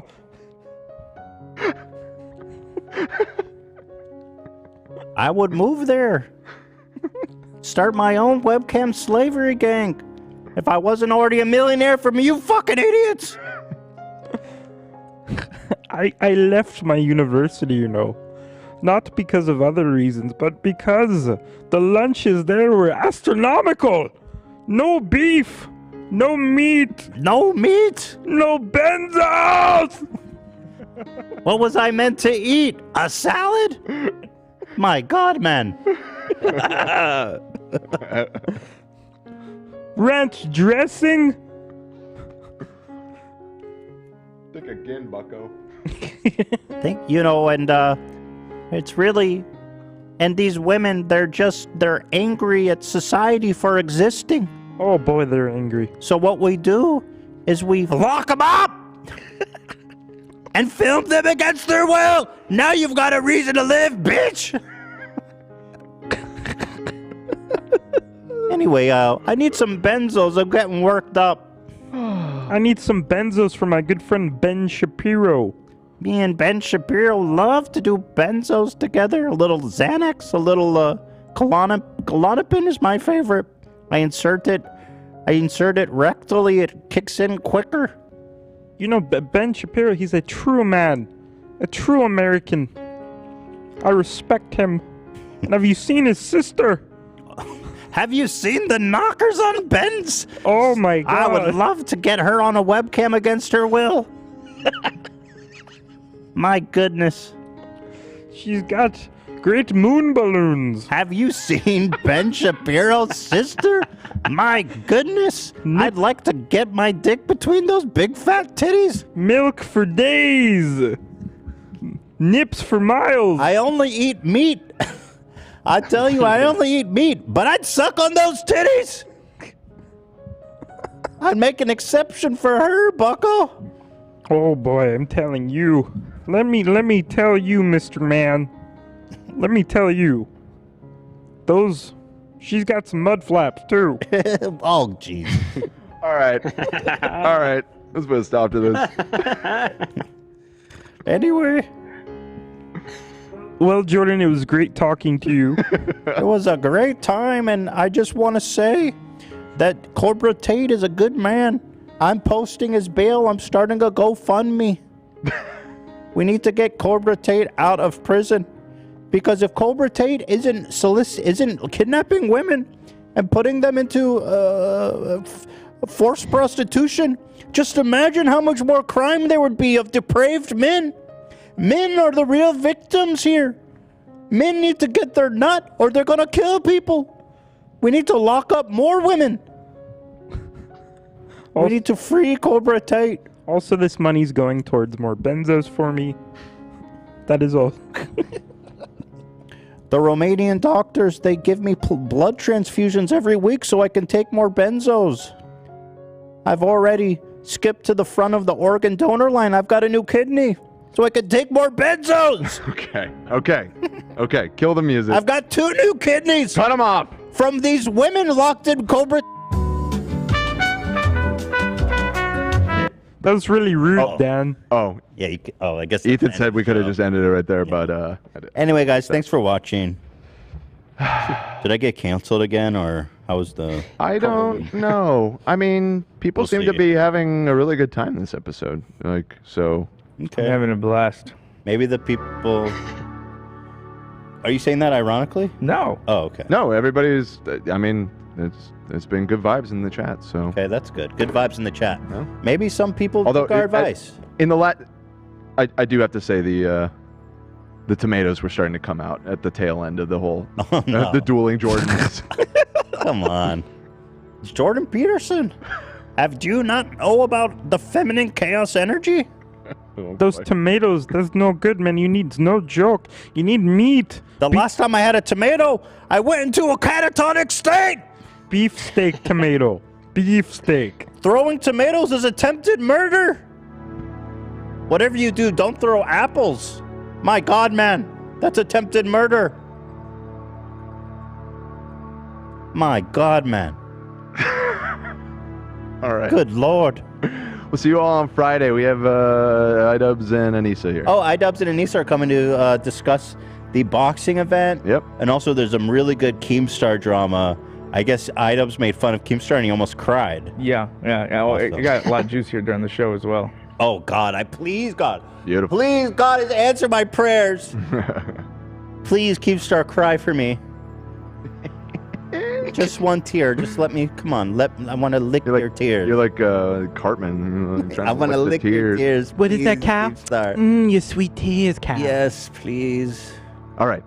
All right. We'll see you Friday with the Benzos and Bitches. Benzos and Bitches. That's Jordan Peterson's, the name of his autobiography. Mixtape. Guys, my new autobiography is coming out on Amazon later this month. Benzos and Bitches. All right. Take us out, Ian. Bye, everybody.